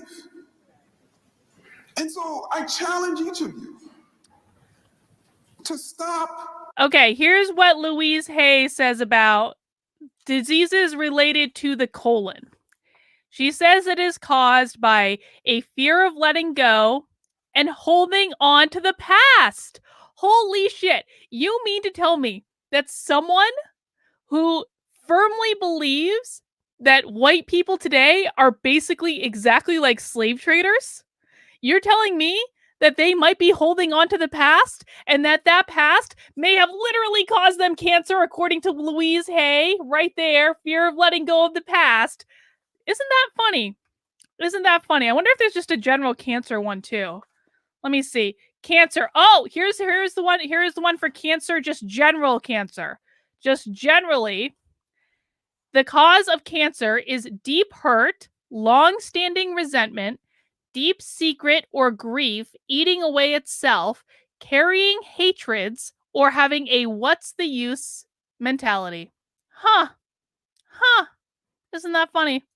If you are denying that you have cancer, the cancer of racism, to recognize that once you accept that you have that the process of healing is going to be painful. But there's another side to that pain. It is the side in which you're basically no longer enslaved by racist ideas. It's the side in which you can be a part of a fight that's going to create a different type of America. A different type of America where racist policies are not just harming people of color, but also harming white people. A different type of America where the cronies of racism, all of the bigotries that intersect and reinforce and are reinforced by racism, like sexism and homophobia, and a series of others, will no longer exist. Because in order for us to truly be anti-racist, we have to recognize in every single form of bigotry is wrong. And in order to create a different type of society, we have to challenge all forms of bigotry. And we have to believe that people cause their own cancer is shitty to say. I mean, it might be shitty, man, but it's the reality. I believe that everyone causes their own sickness. I do. I believe that I believe that the emotional baggage that we carry will eventually lead to physical sickness in the body. It's called, this has been studied for a long time. Stress will have physical implications in the body. So if you carry a lot of stress with you, it's called general adaptation syndrome. Look up Hans Siley, he's the father of stress research, and he talks all about this. Emotional stuff going on in our brain will lead to physical illness in our body. So if we're hanging on to emotional baggage, it will lead to physical sickness. And that physical sickness might mean a headache. It might mean a stomach ache. It might mean a heart attack. It might mean cancer. It really just depends on the severity of it. So it might be shitty to say that people cause their own cancer, but it is also the truth. And if you want to avoid that, then work on your getting rid of your emotional baggage, work on forgiving people, work on letting go of anger, work on living a happier life, becoming more comfortable with positive emotions. It's all true, and I'm going to say it, and people don't like to hear it, but that's the way it is. These things aren't random. Like, what happens in the brain impacts our physical body.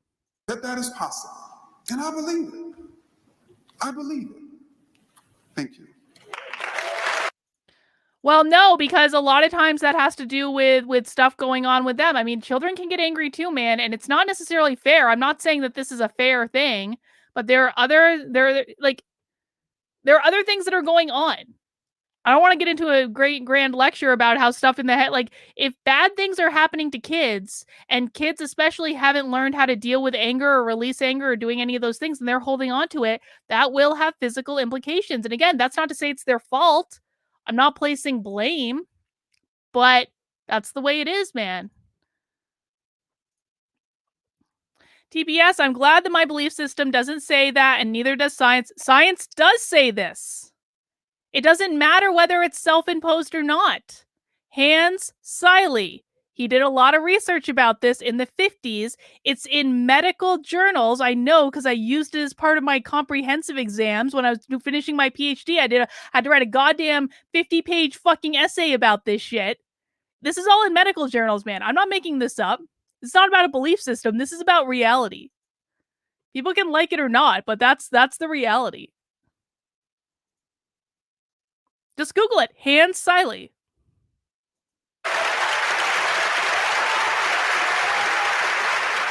Okay, so, we wanted to have a conversation with Dr. Kendi and John Powell and Latifah Simon because they bring in different vantage points, different perspectives. And if you read How to Be Anti-Racist, you realize not everybody should be classified in just one sort of grouping. So let me just do an introduction. John. People need to learn how to get a better grasp on their emotions, especially adults. I don't blame kids, but if adults had a better grasp on their emotions, adults would get sick a whole lot less. This is why I really am not scared of getting COVID, because I 100% believe that what's going on in my head impacts my body, and I have every ability to control what's going on in my head. Janice Zeal, it's why I learned how to self-regulate by using meditation. Meltdowns probably really messes up the immune system. Yeah, there is all sorts of evidence about this, guys. I'm not making this up. This is real. You might not want to hear it because you know why people don't want to hear this? Because then they have to take personal responsibility for how their emotions are showing up. Because once you have to take personal responsibility for what's going on in here, you have a lot less excuses. Now, human beings are flawed. I don't do this perfectly. I don't know a single person who does do it perfectly. But the fact is, if you want to deny that you have personal responsibility over what's going on in your head and how what's going on in your head, it manifests in your physical body and what type of sickness that causes, you can do that. But you're the only one that's going to suffer. You're the only one that's going to suffer from that. So that's your choice, man. John Powell, professor here at UC Berkeley. So you should be very familiar with that. Professor of Law and African American Studies and Ethnic Studies at UC Berkeley, and the Executive Director of the Haas Institute for Fair and Inclusive Society. And we have Latifah Simon. Lots of fans of Latifah here. President of the Akanadi Foundation, Director on the BART Board, and Trustee of the California State University Board. They are more than that, and we're going to hear a little bit of that right now. So I'm going to start off with, we heard a little bit of Dr. Kendi's personal story. Could John and Latifah, can you, in a thumbnail, share your personal view of what it means to be anti-racist, and how do you connect the dots of your own personal experience to your community organizing, political activism, philanthropic advocacy, or to your academic work? Anybody can start. Good afternoon. So it's great to be here, Dr. Kendi, and I just flew over from London. Got off the plane at 1:30, What kept me company was your book. So thank you. I think there's a lot of really profound stuff in the book, and I really can't do justice in the few little time that we have. I want to lift up a couple of things and share just a little bit about myself. I've been around a moment. Some of you may notice that. Derek Bell was a good friend of mine. A new edition of Faces from the Bottom of the Well recently came out with a Derek Bell, one of the foreword founding by fathers of critical Michelle race theory. Alexander. And Derek influenced a whole generation of critical race scholars, and I was part of that generation. And one of the things, and Derek, again, was a personal friend, someone I loved and cared about and learned a lot from, but I took exception to a couple of things he said, which he talked about in Faces from the Bottom of the Well. He talked about the permanency of racism and that we have to just learn to live with it. And Professor Kendi, what I appreciate so much about your work is call to action, saying, yes, it's hard, yes, it may be painful, and I have children. One of them might be in the audience today, I'm not sure. But when they were little, I was saying, say to them, if you didn't want to have challenge and suffering, you should not have been born. I'm gonna borrow that. Is that okay? But I think turning that corner from a sense that racism is Shannon says 2016 Nobel Prize went to the guy who discovered I don't know how to say that word, escape from fasting cells, eat out sick and damaged cells. Okay. Thank you, Shannon. Permanent, that we can do nothing about it, which is, again, strongly influenced a number of brilliant Black scholars and white scholars who are in some ways students of Derek Bell, is a really important addition that you're making, that we have to, that this has a history, is changing, and it can change. And it will change. How it change, and will it be better or worse, it's up for grabs. And it's up for grabs in large part in terms of what we do.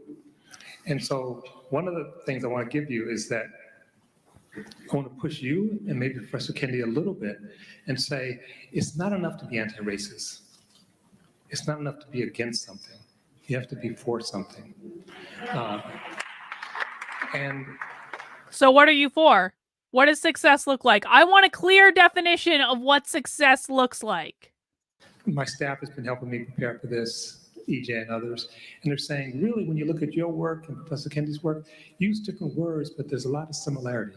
And there is, more than I can say. But I want to suggest to you the affirmative thing, which we actually talk about belonging, is really important. It calls upon us to belonging. You know what's funny about the idea of belonging is so you guys, a lot of you know that I wrote a book about mindfulness in the workplace. Hang on. I have it right here. I actually wrote a book a couple years ago about mindfulness in the workplace called Zen Your Work. And it was funny that when my book came out, I was doing these workshops in organizations around just different mindfulness strategies that people could use to reduce their stress, have a better work experience, all that sort of stuff. Well, around 2019, around the time that this talk was given, I remember clearly there was a sharp uptick in people saying, Carlin, do you have any work around belonging and how people can feel like they belong more in organizations? And I was constantly having to there were a lot of books that were coming out about it, and I never actually made the connection between this stuff and that idea until just now when he started talking about belonging. I never made that connection before, that was facilitating that conversation, but it totally makes sense. On the other hand, it totally makes sense. Imagine something different. And it's hard to imagine. Usually when we imagine something bad or something ridiculous like colorblind. I'm not going to see race. It's the best thing to do is just ignore it. I'm not going to see gender inequity. I am creating a new rule, and this was inspired by Jaya. I don't know if she's in the chat, but Jaya suggested the other day that instead of calling it colorblind, because they use the definition of the word colorblind against us, because the word colorblind is it's a misnomer. The definition that they use is that it means that people don't see race. The definition that most of us are using is that colorblind means we don't treat people differently based on their race. Not that we don't see it, it's that we don't treat people differently. But they always use it against us to say, colorblind means you don't see race. How can you not see I'm a different race? That's like insulting if you're not acknowledging my race. We need to change the word. We need to use a different word. Robert's got it. It's color indifference. Color indifference. Being color indifferent. That's the word that we need to start using. Color neutral is another good one. I don't know who originally came up with this. I feel like I'm starting to see this a lot. So I heard it first from Jaya. I don't know if she got it from somewhere or who started talking about this, but I think that we need to start using the word color indifferent. I'm not going to see. And of course, we can't do that, and we shouldn't do that. But can we imagine something else? Can we begin to have expression of that? Can we begin to live that at Berkeley and beyond? So that's the one push I want to make, to really think, if we are deeply committed, then how do we do this? And the last thing I'll say on this is, in Kendi's book, he talked about being a white supremacist hurt white people. And he can suggest that being a human supremacist, I want to suggest that supremacy and domination, whether it's dominating males, dominating females, straight people dominating gays. And the other thing is that you can be oppressed and engage in oppression. So another, and I know I'm going on too long, but I'll stop at this. One of the Really? things that a debate in the social justice, racial justice movement that's been around for a long time is that I wonder if all four of these people on the stage right now would consider themselves oppressed or oppressors. If you can be both, I wonder if they would consider themselves oppressed or oppressors. I mean, they all seem to be in pretty privileged positions to me. I don't have $25 million in a foundation in my name, Ibram X. Kendi. That's a pretty privileged position to be in. I wonder if Ibram X. Kendi thinks he's more privileged than I am, or if he thinks he's oppressed by me. That would be a good question. the one, black people can't be racist because they don't have any power. It's like, what? You must not know any black people. What? Did he just admit that he doesn't buy into this whole prejudice plus power thing? Holy shit. That never happens. Hang on. Rewind. In the social justice, racial justice movement that's been around for a long time is that the one, black people can't be racist because they don't have any power. It's like, what? You must not know any black people. We all have power. We don't have, the power is not evenly distributed, but we all have power.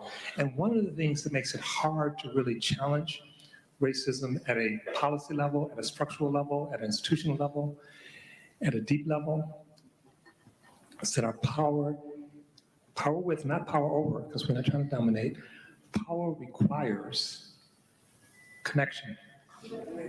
And in this country, we have been so indoctrinated to go it alone.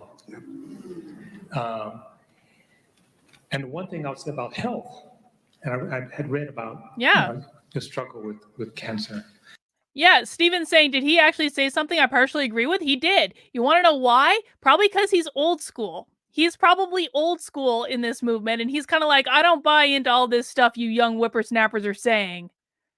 Like, I bet you that's why. He's like, I've been around a long time. I was here before you. I will be here after you. I'm not buying into what you're saying. But he's doing it in a really polite, diplomatic way. I appreciate it. I do.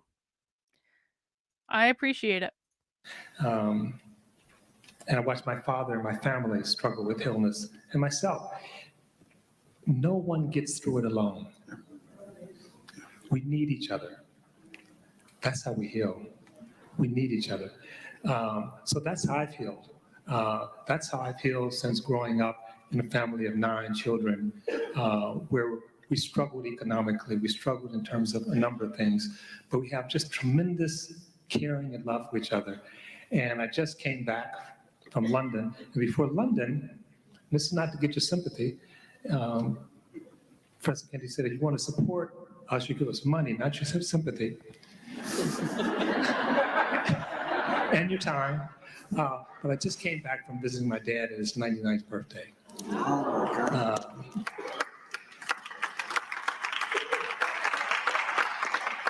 And for those of you who know me a little bit, he's in good health. So we're already thinking about 100. We don't want to get ahead of ourselves, but we're going to have a party next year. And there are 5 generations of Powells alive. And he's here after doctors 4 years ago said he should not be here. They said he was dying. They just said his brain was liquefying. They sent him home to die. And this trek of his offspring was coming to visit. And you may have heard me tell the story, and we had this visual, so someone was always with him. He was unconscious. He was incontinent. He wasn't there. And they said a week or 2 weeks he'd be gone. And we were singing and giving him massages and praying.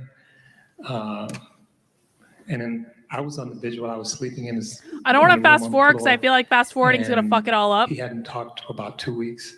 And actually, it just like would take longer than just letting it go. I said, "Yes, Dad." I said, "I hope you're not too disappointed, but I don't think I'm gonna die right now." Good for him. You know what? Good for him. Possible. So that's my story. Is that when we do stuff together, our imagination is even greater than we know.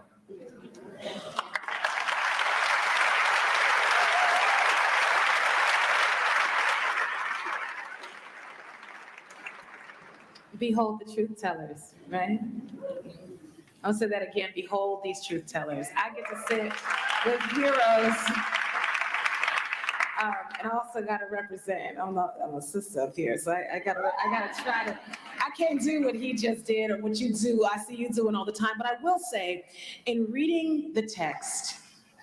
Thank you. Yeah, I like him too. Because yeah, you see, I agree. Who's read I like the him. book? What is with this jazz hand thing that keeps going on? Jazz hands. What is with this? In for a treat. You in for it.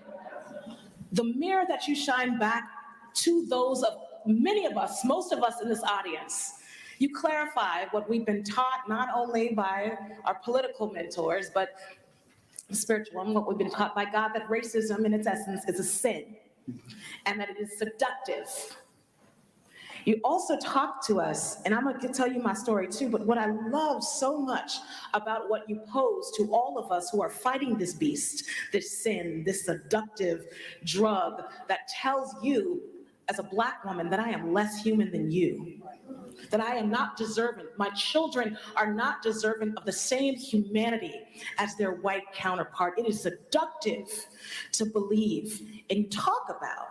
That is nurtured, not just in childhood, but it's nurtured in deep infancy. Okay, I just want to point something out here.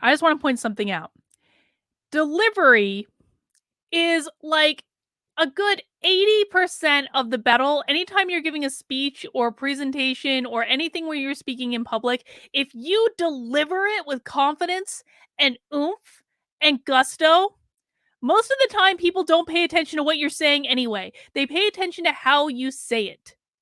Okay, like we've already seen this with Ibram X. Kendi for the first 40 minutes of this speech. He was basically being a preacher up there. We're seeing it with this lady now. That other Black dude is cool. I like him. I'm not going to say anything bad about him. But like we're seeing with this lady now where she's not really saying anything. She is not saying anything of substance at all, but she's doing it with gusto and she's doing it with confidence and flair. And that's what people are responding to. So anytime you have to give a speech, anytime you have to give a presentation, anytime you are going into a meeting with your boss and you want to convince them to do something, most of the battle is that you have to present it with absolute confidence and commitment. And if you do that much, oftentimes that is enough to get people on board with what you want to do. If you are doubting yourself, if you're going in and saying, well, maybe it's this and maybe it's that, or maybe we could do this other thing, like that's not going to work. You have to present it with absolute confidence and gusto. And that's what's going to get people on your team much more than what you're actually saying. And I know that that is a sad reality. I know that it is a reality that a lot of people don't want to hear, but that is the truth. Okay? Always present with confidence, no matter what.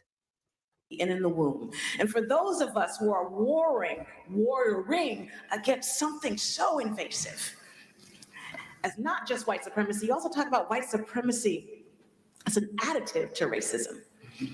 I mean, I was reading this book like, yes, yes. Thank you. When the scholar presents ideas to us, Look at Ibram X. Kendi. Look at his body language. I'm not even listening to what she's saying. I'm just like watching his body language over here. Look at this. He's got like this massive like puss on his face. He does not look like she at least looks happy. Like this black dude over here, like he's like just chilling out right now. She looks she looks a little bit weird in that particular screen, but she's like at least in like good spirits, right? He's sitting here. He has just given a speech to a room full of people that are all worshiping the ground that he walks on, and he's sitting here looking like he's got a giant puss on his face. And like, I mean, it's just like, it's really off-putting, and it just shows you that there is probably like a lot of anger in there. If you can be in that position, like, talk about a lack of gratitude, man. Like, be grateful for the freaking position that you're in, to be on stage in front of a room full of people who all want to kiss your ass. That's a beautiful position to be in. And an excitement to attack with more idea, more word, more spirit. It gives us the armor to go harder. So I just want to thank you again. I want to thank you. It's good work. In terms of I'll be brief. I'm here with my Akanadi crew. Also, I hear Mills College is in the house. I'm a cyclone, so I had to refer to the text because I think one of my professors is there, and you know I got trained really well to refer to the text when I'm talking about stuff. When I was in my teens and I was on juvenile probation, I got this opportunity. Why are we to become going youth into a organizer life at an story? amazing Okay, institution I'm fast forwarding. called She's Young not Women's saying Freedom Center. anything. The I'm Indiana fast Center for forwarding. Women's Institution. Still going. We- Still going. It's an opportunity to Ugh. think about what can we do? Okay. And so my question is, given the current climate, why is centering race and racism in our conversations from the personal to the professional so important? And what examples could you share about how people in different positions of power and privilege can create anti-racist policies and an anti-racist culture? And this is for everybody. We want to know. What can we take back to our institutions? I think that in many ways, we can do an accounting not only of ourselves, but of our institutions. And what I mean by that is we can assess whether there's inequities in our institutions, in our neighborhoods, and stop blaming, let's say, inferior Black people for those inequities. Start saying, okay, there must be some sort of... Why did he just refer to Black people as inferior? Stop blaming why would he? Okay. Dude. These people are the only ones who think that Black people are inferior. That are causing this. And then try to figure out two things. First, what those policies or lack thereof are, and then who has the power to essentially change those policies, to institute those policies. All right, guys, we are coming up on almost 2 hours of a stream. I want you to know I'm going to watch a little bit more of this Q&A. We're going to see how it goes. But if you are enjoying this stream so far, please make sure to mount that like button. Let YouTube know that you're enjoying it and counteract all of the bad reviews I'm going to get from the little trolls who don't even watch my content and are not concerned with getting rid of critical race theory anyway. So mount that like button. It really helps me out. You can also show support for what I'm doing by joining my Locals community. Locals is awesome. It is a troll-free zone. There are lots of Locals members here in the chat today. You can ask them about how it is. You can join at kb.locals.com. If you are a crafter or a knitter or do any sort of crafting of any sorts, we are actually doing a Craft and Bitch tomorrow at 4 p.m. Eastern time, where we're going to hang out on a Zoom and chit chat and do our crafts. I'm going to bring my knitting. Adrian's going to bring some stained glass. There's going to be other people doing other crafts. So it's going to be awesome. But you have to join Locals in order to get involved. kb.locals.com/support will get you there. And, you know, I'm going to see how this Q&A goes, but I might try to do call-ins at the end of it. So we'll see. We'll see if you want to stick around for call-ins. Maybe we'll do that, and we'll have to see how it is. You know, maybe bodies will come up. We haven't ended yet. Okay? We haven't ended it yet. So maybe you're still going to get that bingo. We'll have to see. I mean, you can come if you don't do a craft. You just have to bring something else to do. Or you can just chit chat with all of us. That's fine too. And then we decide, are we going as individuals to essentially ensure that we're going to put ourselves on a path to get into that position of power so we can then use that position to transform those policies and thereby that institution? Or are we going to decide that we're going to be a part of that internal group? Adrian, you got the random shout out just because I know you do stained glass. It was just off the top of my head. Adrian is a critical part of my locals community. That's why. That institution that probably already exists right now that is challenging those policies, that is challenging power. So when we think about power, either we're going to challenge power or we're going to replace power. And I think each of us as individuals can sort of decide. Yeah, either we're going to challenge power. Wait, hang on. Let's listen to that again. That was important, actually. That institution that probably already exists right now that is challenging those policies, that is challenging power. So when we think about power, either we're going to challenge power or we're going to replace power. When we're thinking about power, we're either going to challenge power or replace power. That is what the goal is. Critical race theory is not about race, it's about power. And I think each of us as individuals can sort of decide what role we're going to sort of play. But I think in order for us to even get to that point, when we're sort of challenging or even replacing power, we first have to recognize that we have the power to resist, to challenge, and we have the capacity to basically play chess to get into that position of power. I say chess, and like, I recently binge watched Game of Thrones, and I'm now watching Power, which is almost like a what a Game coincidence. of Thrones, right? And what's amazing about these two shows for me is it really sort of shows the sort of dance that power sort of. Ibram X. Kendi is fascinated by power. Who would have thunk it? Who would have thunk that he would just go from power show to power show? I just can't imagine why we might have already assumed that. Although Game of Thrones is a great show up until season 4, and then it kind of sucked after that. There were parts that were okay after that, but mostly it was good up until season 4, then after that it sucked. They exist, that we're in that right now. We're in a power struggle. We're in a Game of Thrones right now in this country. We're in a power struggle in this country right now. Going to be, who is going to be in those positions of power? Who is going to be challenging those forces of power? And so I think that that's something that we can do. But at the same time, we have to be fundamentally, deeply self-aware and deeply self-critical. And I think that's one of the things that just people struggle to really do. And you don't have to do it with anybody. Meaning you ain't got to tell nobody you're critiquing yourself. You don't got to do like I do and say it to the world. You can just do it to yourself. Nobody even has to know. I wish I could be you. And nobody sort of knows my most shameful moments. Nobody knows those times in which I was berating Black people at the same time I was imagining I was serving Black people. Yeah. Nobody has to know that. But you have to know that. And you have to be the one that changes. I wish it was like a whole semester and you could just talk and then sleep a little and then talk some more and then sleep a little and then we would come back. There's so much to behold in this conversation, and everyone in the audience, we're going to be dissatisfied because it's not enough time. This is not enough time to hear.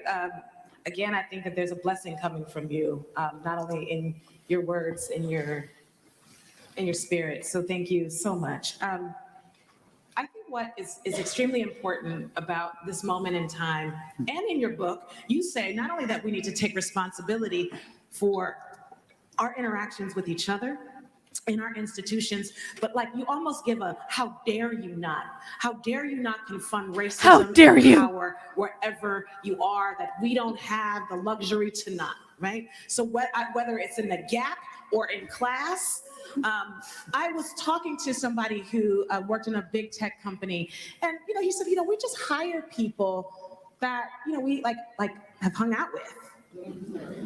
No kidding. Went to school with us. Well, you're a racist, and that's okay.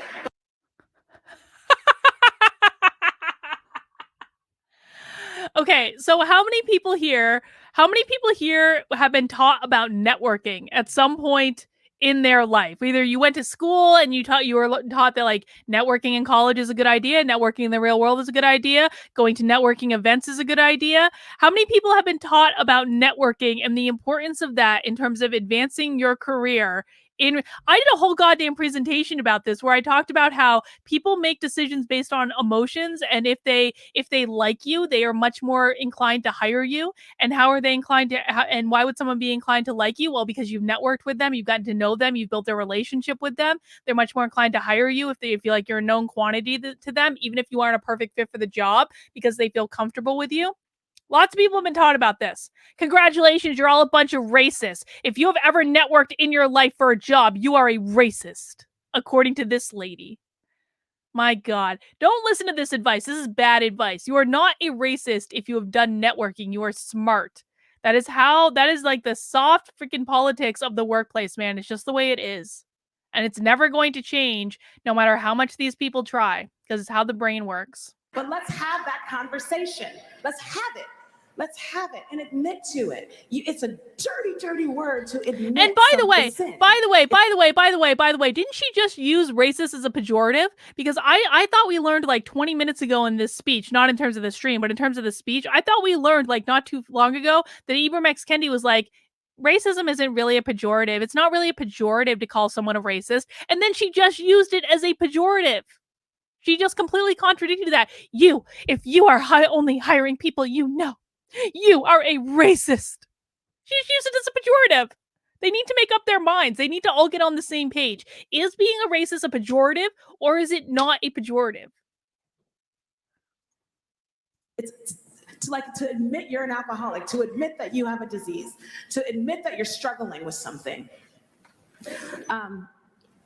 I decided to run for office. I decided to be in an institution like Akanadi that has a ton of What is she support, talking about? but also resource and power to fund movements. And we also have to stop the bullshit that people who decide to do change-making work need to be supported to do that work with the fierceness, the vitality, and the support. If you're willing to change structure, you should be supported. If you're just about activities, maybe we should step back a little bit. We need folks who are serious about changing policy, racist policy. You can't put police in schools with babies. You can't do that. And anybody elected in charge of implementing those kind of policies, they have to move out. You can't hire folks, put them in office, and they look the other way. Not just on that issue, but all issues. You can't tear down encampments in Oakland knowing that these Black people have absolutely nowhere to go but the water. You can't do it and not call yourself.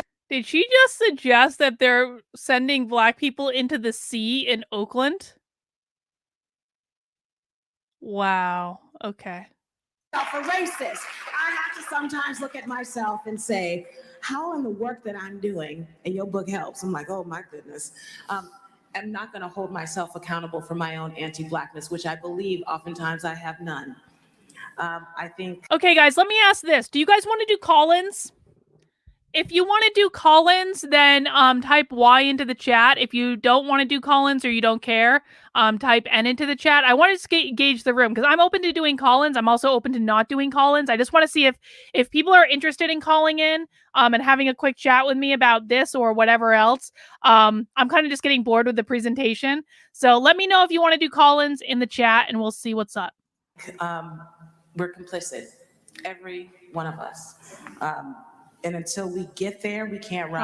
All right. We'll do Collins. Okay.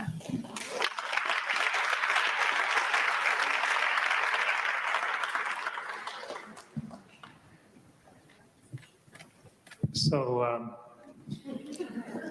Okay, so here's what I'm going to do. And this is only on my main YouTube channel, so I'm sorry if you're watching on Actively Unwoke or Odyssey or Rockfin. If you want to call in and you're on my Actively Unwoke YouTube channel, or you're on Odyssey, or you're on Rockfin, you're going to need to come to the main YouTube channel to get the information. But if you want to call in and have a little chat with me, I'm going to put a link in the chat. I'll pin it to the top of the chat, and you can call in. Now, there are 3 rules for call-ins. Number 1, I can boot you at any time for any reason. Number 2, be polite, and you have a significantly lower chance of getting the boot if I bring you onto the stream. And number 3, I would do like each caller roughly for 5 minutes. If you're more interesting, we might go over that. Or if you have less to say, we might go under that. But this is not like an extended conversation. It's like 5-minute conversation. That's what you should plan for. And if you are rude to me or speak over me or say something you shouldn't, I will boot your ass off the stream. Those are the rules for call-ins. And now I'm going to drop the link in the chat, and we're going to see who comes in to chat with me. And we'll go from there. All right. Dropping the link in the chat now, and I will pin it to the top of the chat. This is for call-ins. For call-ins.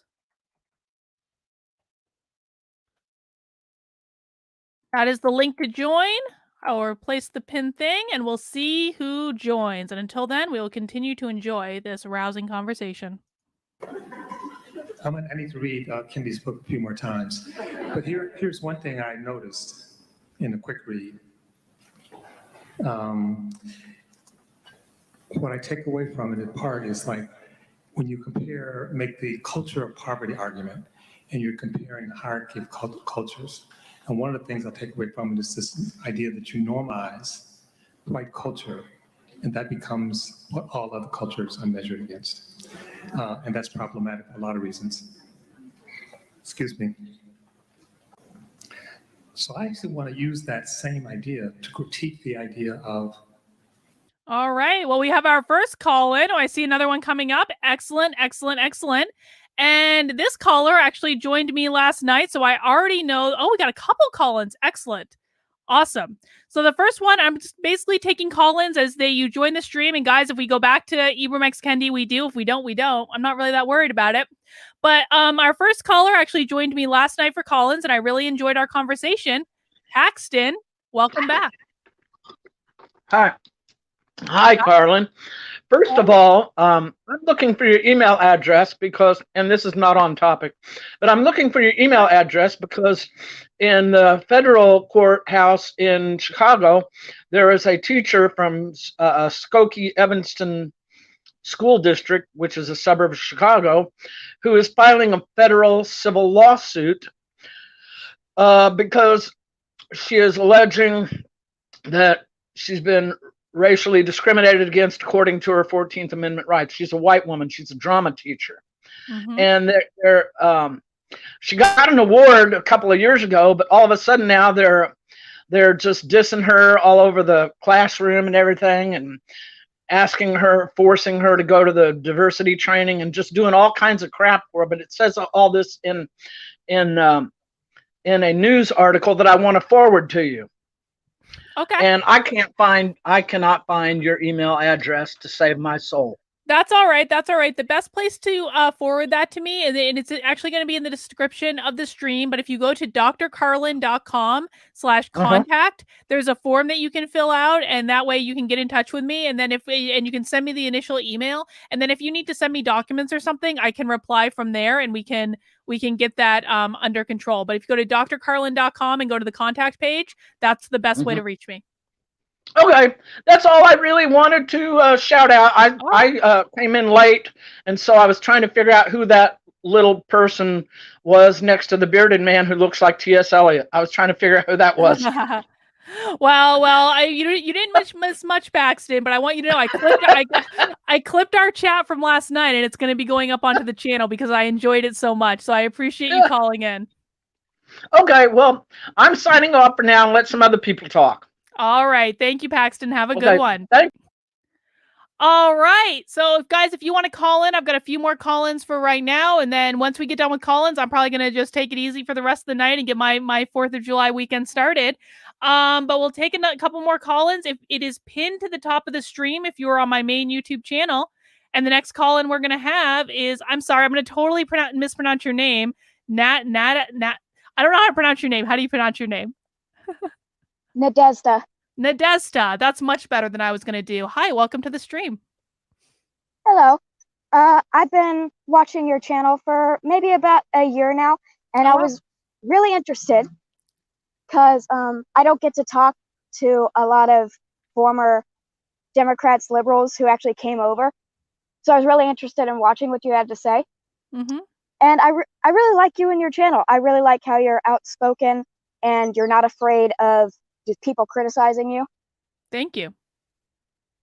So I've been interested in hearing what Ibram X. Kendi has to say because I always hear his name spouted all that, and I understand he's very big in the critical race theory thing. Mm-hmm. So I jumped in and I'm hearing this, and it's not really important, but I'm a Christian, and hearing him speak, he really just sounds like he's a preacher, and it's so disturbing to me.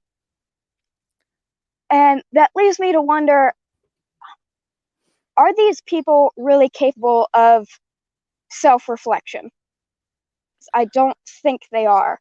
Well, I think that everyone is capable of self-reflection, but we have to want to have self-reflection, right? We have to have a desire to self-reflect. And so when I look at someone like Ibram Kendi, I don't see someone that has a desire for self-reflection. Now, can he do it? Sure, of course he can. And maybe someday he'll have an epiphany about the impact that he's had on the world, and he will do some self-reflection. Maybe he will have that inflection point.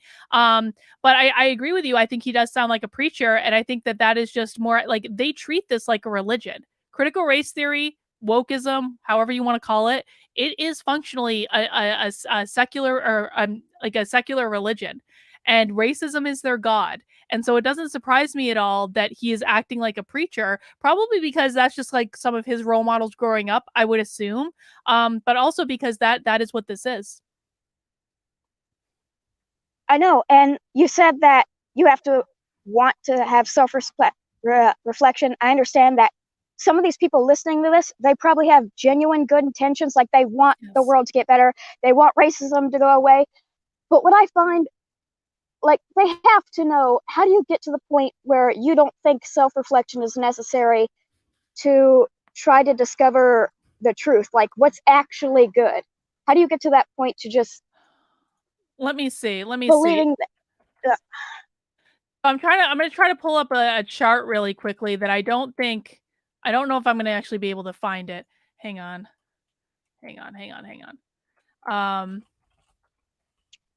We're going to do a random Google here and see if I can find it. Okay. Here it is. The Johari window. This is what I'm looking for. Okay. Share screen. Because you're asking an important question about this. And I think this is the page that I'm looking for. Where's my Johari window graphic? There it is. Okay. So when we're talking about blind spots that people have, we have, two categories of things. We have things that are known and things that are unknown, right? And we have things that are known to us. So things that we know about ourselves. Like, I know I have brown hair. You probably know you have brown hair too. But then we have things that are unknown to ourselves.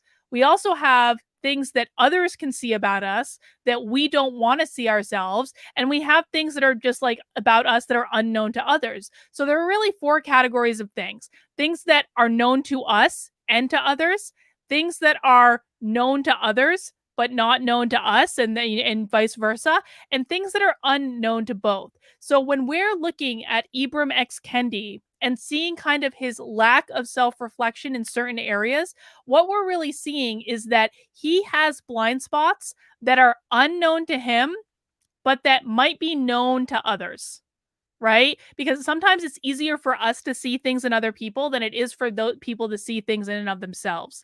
And, that can shift. This is something that's going to be fluid throughout people's lives. We're always going to have things that are unknown to us or things that are unknown to both others and us. And, just as we gain life experience and as we live in the world, those things tend to become more known. Does that make sense? Yeah, it does. Thank you. Yeah. And people, like I said, I never want to lose hope. I think that people can always self-reflect, but the biggest thing in the change that I had is that I wanted to. I was making a proactive effort to reflect back on myself and the choices I had made and the positions that I hold.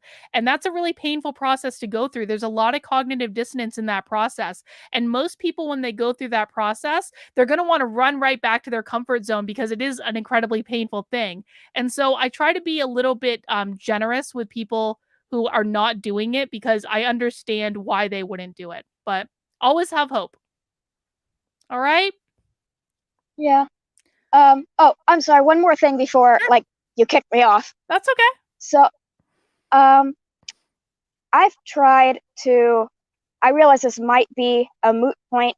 I've tried to talk to people in my personal life who believe in this kind of thing, like general, like with good intentions discussions. And I'm wondering if there's a point. People always say like there comes to a point where you can't talk to these people; they just won't listen, and essentially giving up hope. Mm-hmm. But if you don't talk, then nothing will ever get solved. Do you think that there's ever a point where that's true, where you just can't talk to these people about that kind of thing? Well, I think there's a point. I mean, I'm of kind of two different minds simultaneously on this question. I think that there does come a point where you have to be realistic about how much energy you're expending on someone else to try to convince them to open their minds or convince them to see things a certain way, because after a while that's going to eat at you, right? It's going to suck up your time, it's going to suck up like the space in your brain, and that's not healthy. At the same time, I also think that it is possible to say, I'm not going to initiate any more of these conversations. We've tried, it doesn't work. But you can always keep that door open just a crack, because you never know. Every time you try to initiate one of these conversations, it might seem as though they're not responding, but you never know what seeds you may have planted in that conversation. You never know. Maybe you planted something that's gonna blossom like 2 years later, and they might not even remember that it came from you, but they might see something, like they might see this talk from Ibram X. Kendi, and they're like, "You mean to tell me that everyone's racist? Come on!" Like that. Like it only takes an instant for people to change, and you always want to leave that door open, so when they come back to you and say, "Can you tell me about this? Can you tell me about that?"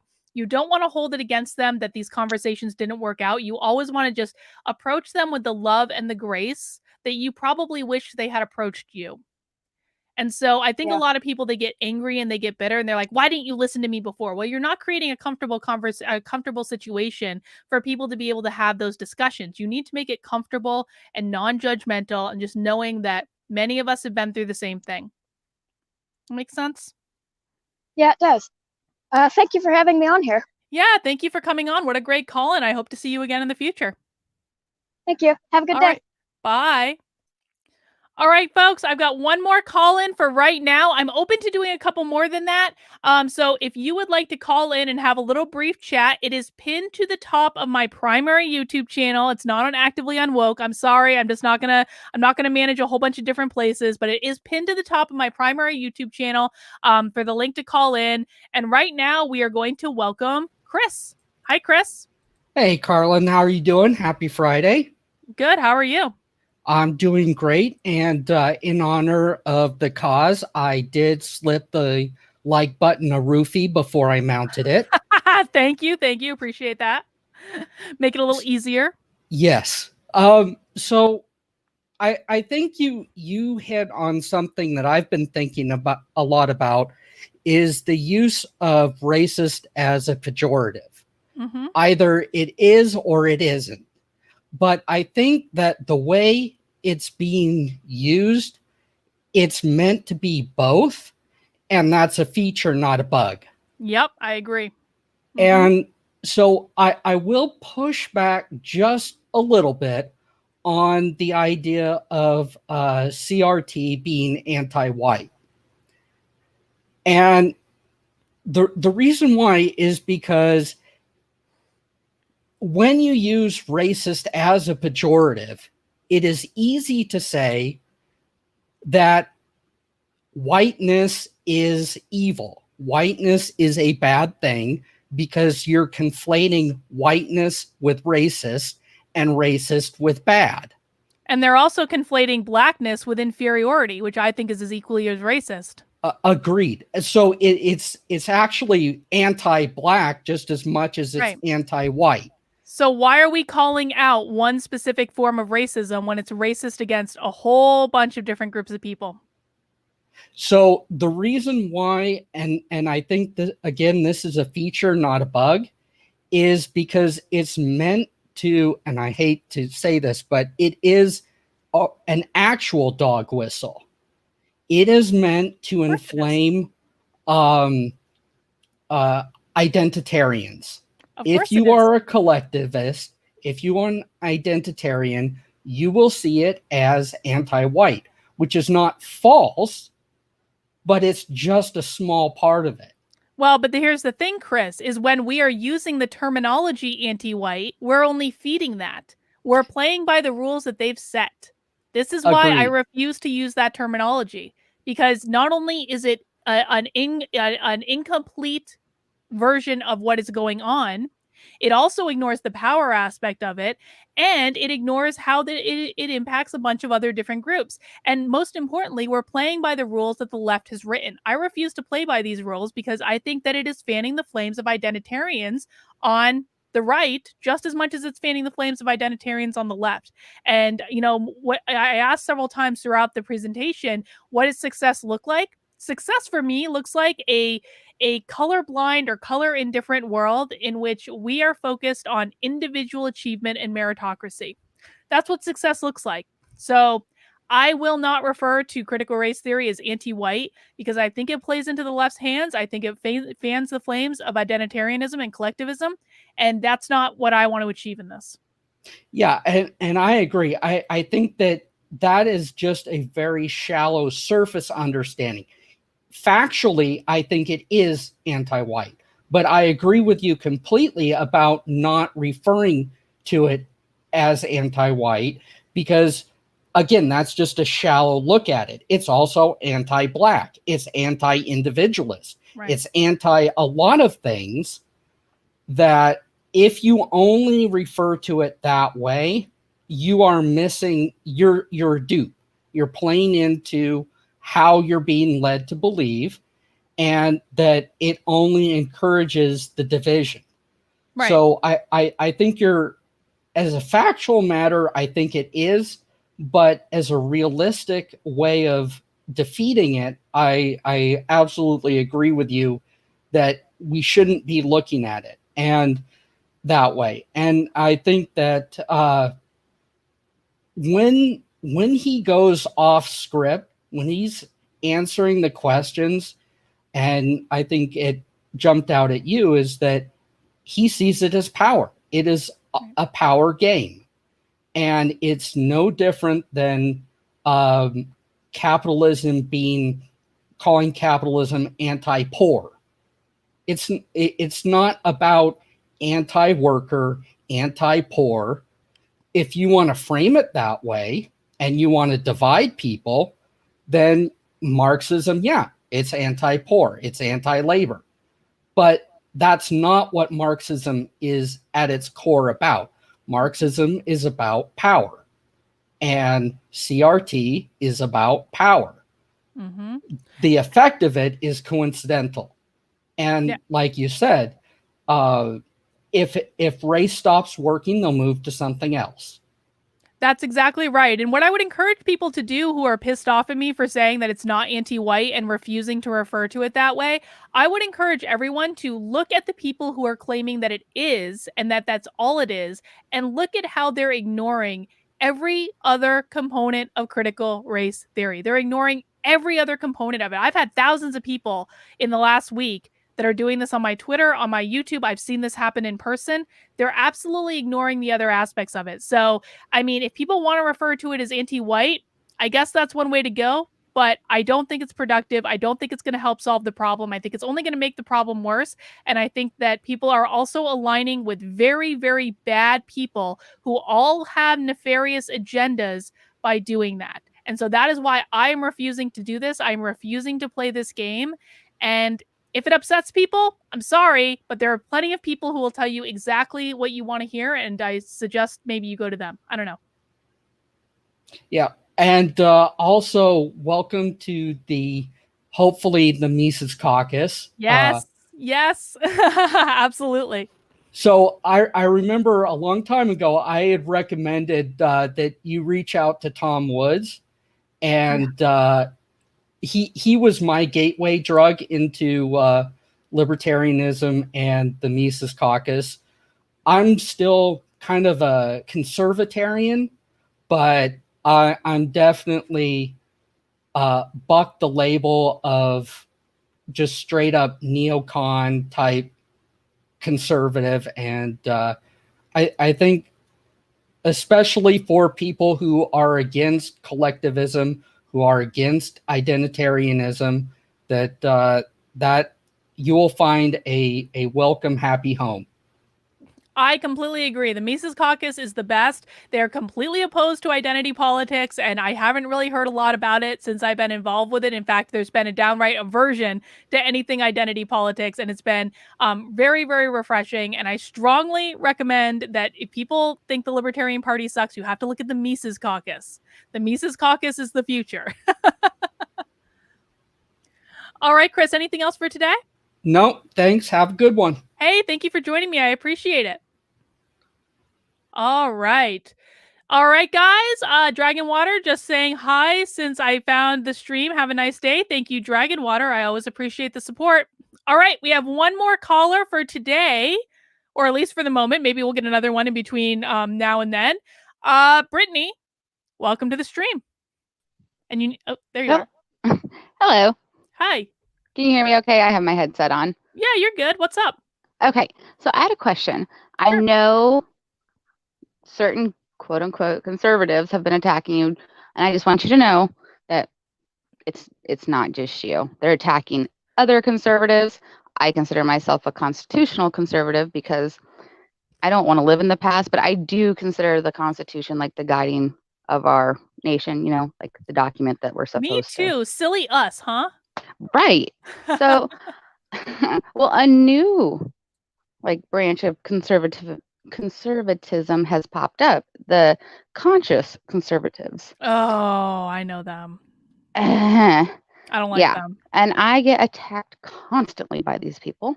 And Really? it's not like, yes. And I'm just like, I don't understand. And they use the same words as the left. I'm not kidding you. I've watched you. I've learned the trigger words and they're using them. And I'm just like, so is this, basically them trying to infiltrate the right now? I'm really kind of I wanted to get your thoughts on that. Can you give me an example? Because I know that I've never had a positive interaction with someone that I've seen label themselves a conscious conservative, but can you give me an example that I can kind of riff on? Well, without revealing your identity. You want a person or just a situation? Either whatever you can think of. Well, for example, I saw one of Charlie Kirk's posts up. Charlie Kirk. Yeah, but I saw one of his posts, and it was basically about the Juneteenth thing. Well, one of them were on there, and you literally have a Black leadership section, and then people were like, well, if they want to have a Black leadership section, what's the problem with it? And she's like, it's racist, blah, blah, blah, blah. I'm like, oh, here we go. And you go on there and they incorporate religion and God on their websites. Like the Coach Felicia, I think her name is. I am not a fan of Coach Felicia. Coach Felicia is such a grifter. I'm sorry. That woman is a grifter. Well, I don't throw that accusation You go on around. there because I was like, what is this? I have some friends that are just kind of like, well, have you seen this? I'm like, yeah. Trigger words. You're not catching those, are you? Yeah. It's just like, oh, this is basically the same thing as the left saying, but now they're incorporating God to get to the conservatives, it looks like. I think that is I think you are extremely correct in your analysis. Let's talk about the Charlie Kirk thing, because Charlie Kirk a year ago was telling Republicans to establish Juneteenth as a federal holiday. And then all of a sudden Joe Biden did it. He's like, no, we shouldn't have done. It's such hypocrisy. These people, it's just like the left, isn't it? Where they change on a dime based on whatever is politically convenient at the time. But no, I am not a fan of most of the people who I've seen in this conscious conservative movement, though not all.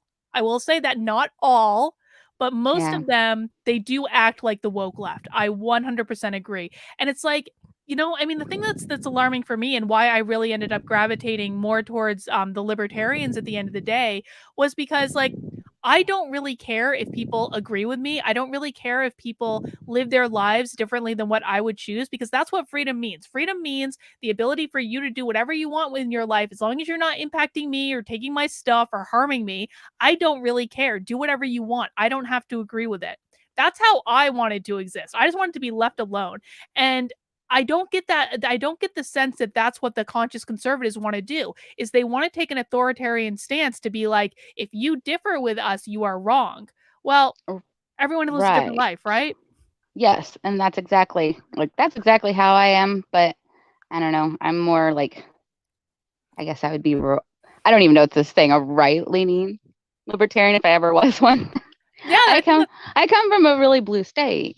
So, needless to say, I grew up around this stuff, and it's just like now this is popping up, and it's just like, ugh, one more thing. Come on, guys. Like, I don't get it, because we're fighting this stuff in our schools right now here. Like the guy that was talking about Chicago, I know all about that, Mhm. and it's like, we're going to school board meetings trying to get this out, but it's like they're trying to like wrap it up with the bow that this is okay because they're incorporating religion with it, and now it's just like, oh, it's okay now because it's on the right, and it's like, no, no, no, no, No, no, no, no, it's not no. okay. Nothing is okay. And I saw a poll where somebody was asking like, why do you have a problem with critical race theory? And if anybody mentioned it was racist at all, I mean, they were jumping all over them. And I'm just like, you guys, you just sat here for like months and said that it's racist. And now all of a sudden you're a conscious conservative, and it's not anymore. Is that Oh, is this what we're doing? Because it I is. don't want to see this happen, because I'll just throw up my hands. I did it with the left. I voted for Obama the first time, and it was my first time voting, and it was a big, huge mistake. I was mad at him when he didn't bring the troops home, and I was mad at him after Ferguson because nothing was accomplished, no talks, no nothing. It's just like, if they have a problem, I get it. Like, somebody needs to listen. I get it. So, but now it's just like, here we are, still here. And Mhm. now it's like just grifting over to the right, and I'm just like, nope, I'll walk away from that too, because y'all can't. It's I just, mm, I feel the same frustrated. way. It's incredibly frustrating because it was like, so let me ask you this. Did you like, my perception of the right before the election and after the election were two completely different things. And then after Biden got inaugurated, it really all started to unravel. But it was like two different worlds for me. It was like a good, welcoming kind of Big Tent environment before the election. And then after the election, I feel like they just started descending into like the same authoritarian thing that happened on the left, which is the reason why I left the left in the first place. What do you think about that? Well, I will admit, I did vote for Trump, and it was honestly the first time I'd voted Republican. I Me didn't too. vote again after the Obama thing because I was like, nope, I don't like any of you guys. So, because I was old enough to remember what all Bush did, so I'm like, nope, not voting for you. And then Trump came. I'm like, okay, like, like we'll have to Right. see on this. And then, I was not a Hillary Clinton fan, so I'm like, definitely not you. Nope. Mm-mm. So I started liking like what he was saying, and I'm like, okay, he sounds like he can get us, as long he's a businessman. Maybe we need a businessman. And then everybody was super nice, super nice. And then now it's just like after the election, it's like they're mad, like I don't know how to put this. It's not that I don't get the authoritarian thing, except for some of these like extreme rights. And it's just more or less like people are mad, and they don't understand why their vote isn't like counting, like they're not going back and like auditing like they want it to, and they're asking the government's supposed to work for the people, and they're just mad. And it's just like, quit taking it out on everybody. I feel like they're taking it out on everybody. And it's just like, stop latching onto stuff. Pull up your big boy pants. If you want something done, get there, or get in the people that need to be there. Yeah. And They don't want to put in the work. They just want to sit there and complain. It's just like, well, now you're no better than the left because that's all they were doing. Exactly. And it really is like the same thing from both ears because I try to listen. I'm one of those, like, I do listen to both sides, like the debates. Like, I listen to the Democratic debates. Oh my gosh, it gave me a headache. And I'm like, well, nope. And then I listened to the right, when Trump was running, and I was like, oh Lord. Like, it's the same talking points, but they can't see that they're screaming about, they want the same things, basically. They're just screaming so loud they can't hear it on both sides. So then you got people like me and you that are just like, We're just like, "Oh." screw all you guys. Yeah. We're going to like, go home. Right. And that's the biggest problem. It's just like, if you want something done, get up and do it or call somebody, And when I saw you were getting attacked, like, I mean, I was on there. I'm like, no, this is not cool. Like, I don't care who you are, what side you're on. Like, Harlan's the only one that's been doing anything for the critical race and making sure that our kids don't have to deal with this. I said, if you want to go do something and if you think it's bad and you don't like the way she's doing it, I need to see you at the school board meetings. Like, I was nailing them. I'm like, Thank no, you. because that's not even like, if you're going to sit there on Twitter and just complain about her, then I need to see you as a conservative and this going against your principles doing something, not sitting there bashing somebody else who's actually achieving something. That's not cool. I don't care what side you're on. If you are protecting the children, like, that is my biggest thing, like the kids. Like, they're too young to be dealing with this. Right. Like, they need to be adults and, they can make their own choices. I don't think anybody should really be voting until after they're 25 because bad choices. But it is what it is right now. And I don't see the conservatives, and that's their biggest problem. They can't organize. And when they do speak out, they don't speak out in a very good way. Yeah. So, I and that's my thing. I'm completely agree with you, Brittany. It seems like we're absolutely on the same page. And hey, I appreciate you getting in those comments and sticking up for me. I really don't usually read the comments when people are attacking me. So I'm sorry I didn't see it to be able to heart it and all that stuff. But like, I got to keep my own sanity too. But I appreciate it, man. It feels good to talk to someone who actually sees it kind of like in the same way that I'm seeing it. I think it's just such a shame. It really is. It's such a shame because I feel like before the election, like this whole MAGA movement thing had so much potential. Like it felt so good. It had such good energy. And I even think even with Trump being out of office, it really could have gone somewhere. But unfortunately, I think it just lacked leadership. And now it's like splintered all over the place. And I just think like what a wasted opportunity. And I really hope the right gets their act together because they're already starting to become so much like the left. It's not even funny. And I hope they kind of figure that out and try to reverse course. Yeah, me too, because I just walk away from it all. I'm just man. over it. Hey, I'm gonna be seeing Brandon Strzok from Walkaway next week for a super secret thing. I'm gonna be like, Brandon, have you thought about evolving Walkaway into just walking away from all stupidity? Right, there you go. All right, Brittany. Well, thank you for joining me for Collins today. It was a great chat. Yeah, thank you. Have a great day. Thank you. All right, bye-bye. Bye. All right, guys. Well, I guess that's all we've got for today. I'm sorry for all of you who were really excited about that Ibram X Kendi Q&A. I just couldn't do it anymore, guys. I couldn't do it. My patience wore out. But the link to the full chat is in the description below if you want to check it out. And of course, if you enjoyed the stream today, please make sure you join my locals community on the way out the door. kb.locals.com/support, $5 a month or $50 a year. You get 2 free months if you sign up for an annual thing. And you can join us for our Stitch and Bitch or Craft and Bitch tomorrow at 4 p.m. Eastern time, which is for supporters only. We also are doing a book club. We do 2 Zoom calls a week. Lots of good stuff going on in locals. So that's how you can join us and join in the fun in the troll-free zone. Dragonwater, Carlin the Trumper, we're always a lot like the Obama voters. We're in his first term. I agree with that, Dragonwater. And Emily L says, best part of Collins is watching Carlin's face once she knows which side they're on and already has rebuttals for every argument. Sinister Grinch smile here. I mean, I think I'm having very civil, polite conversations. I'm just saying. All right, guys. I don't know if I'm going to be back doing this next week simply because I will be traveling So yeah, I don't think I'm going to be doing happy hour next week because I'm going to be on a flight. I'm sorry. But maybe we'll try to do something else in the meantime. But I will be posting updates. Make sure you're subscribed to the YouTube page. Make sure you're subscribed to Actively Unwoke and In My Locals. I'll always be posting updates on what I'm doing and when to expect it. So you guys can keep on top of things. But usually when I'm home, we do Friday happy hours, 3 p.m. Eastern time. I will find some saucy diversity trainings for next time. But take care, guys. Have a great 4th of July. Happy 4th for everyone in the States. I hope you have your barbecue, no matter if you're vaccinated or not.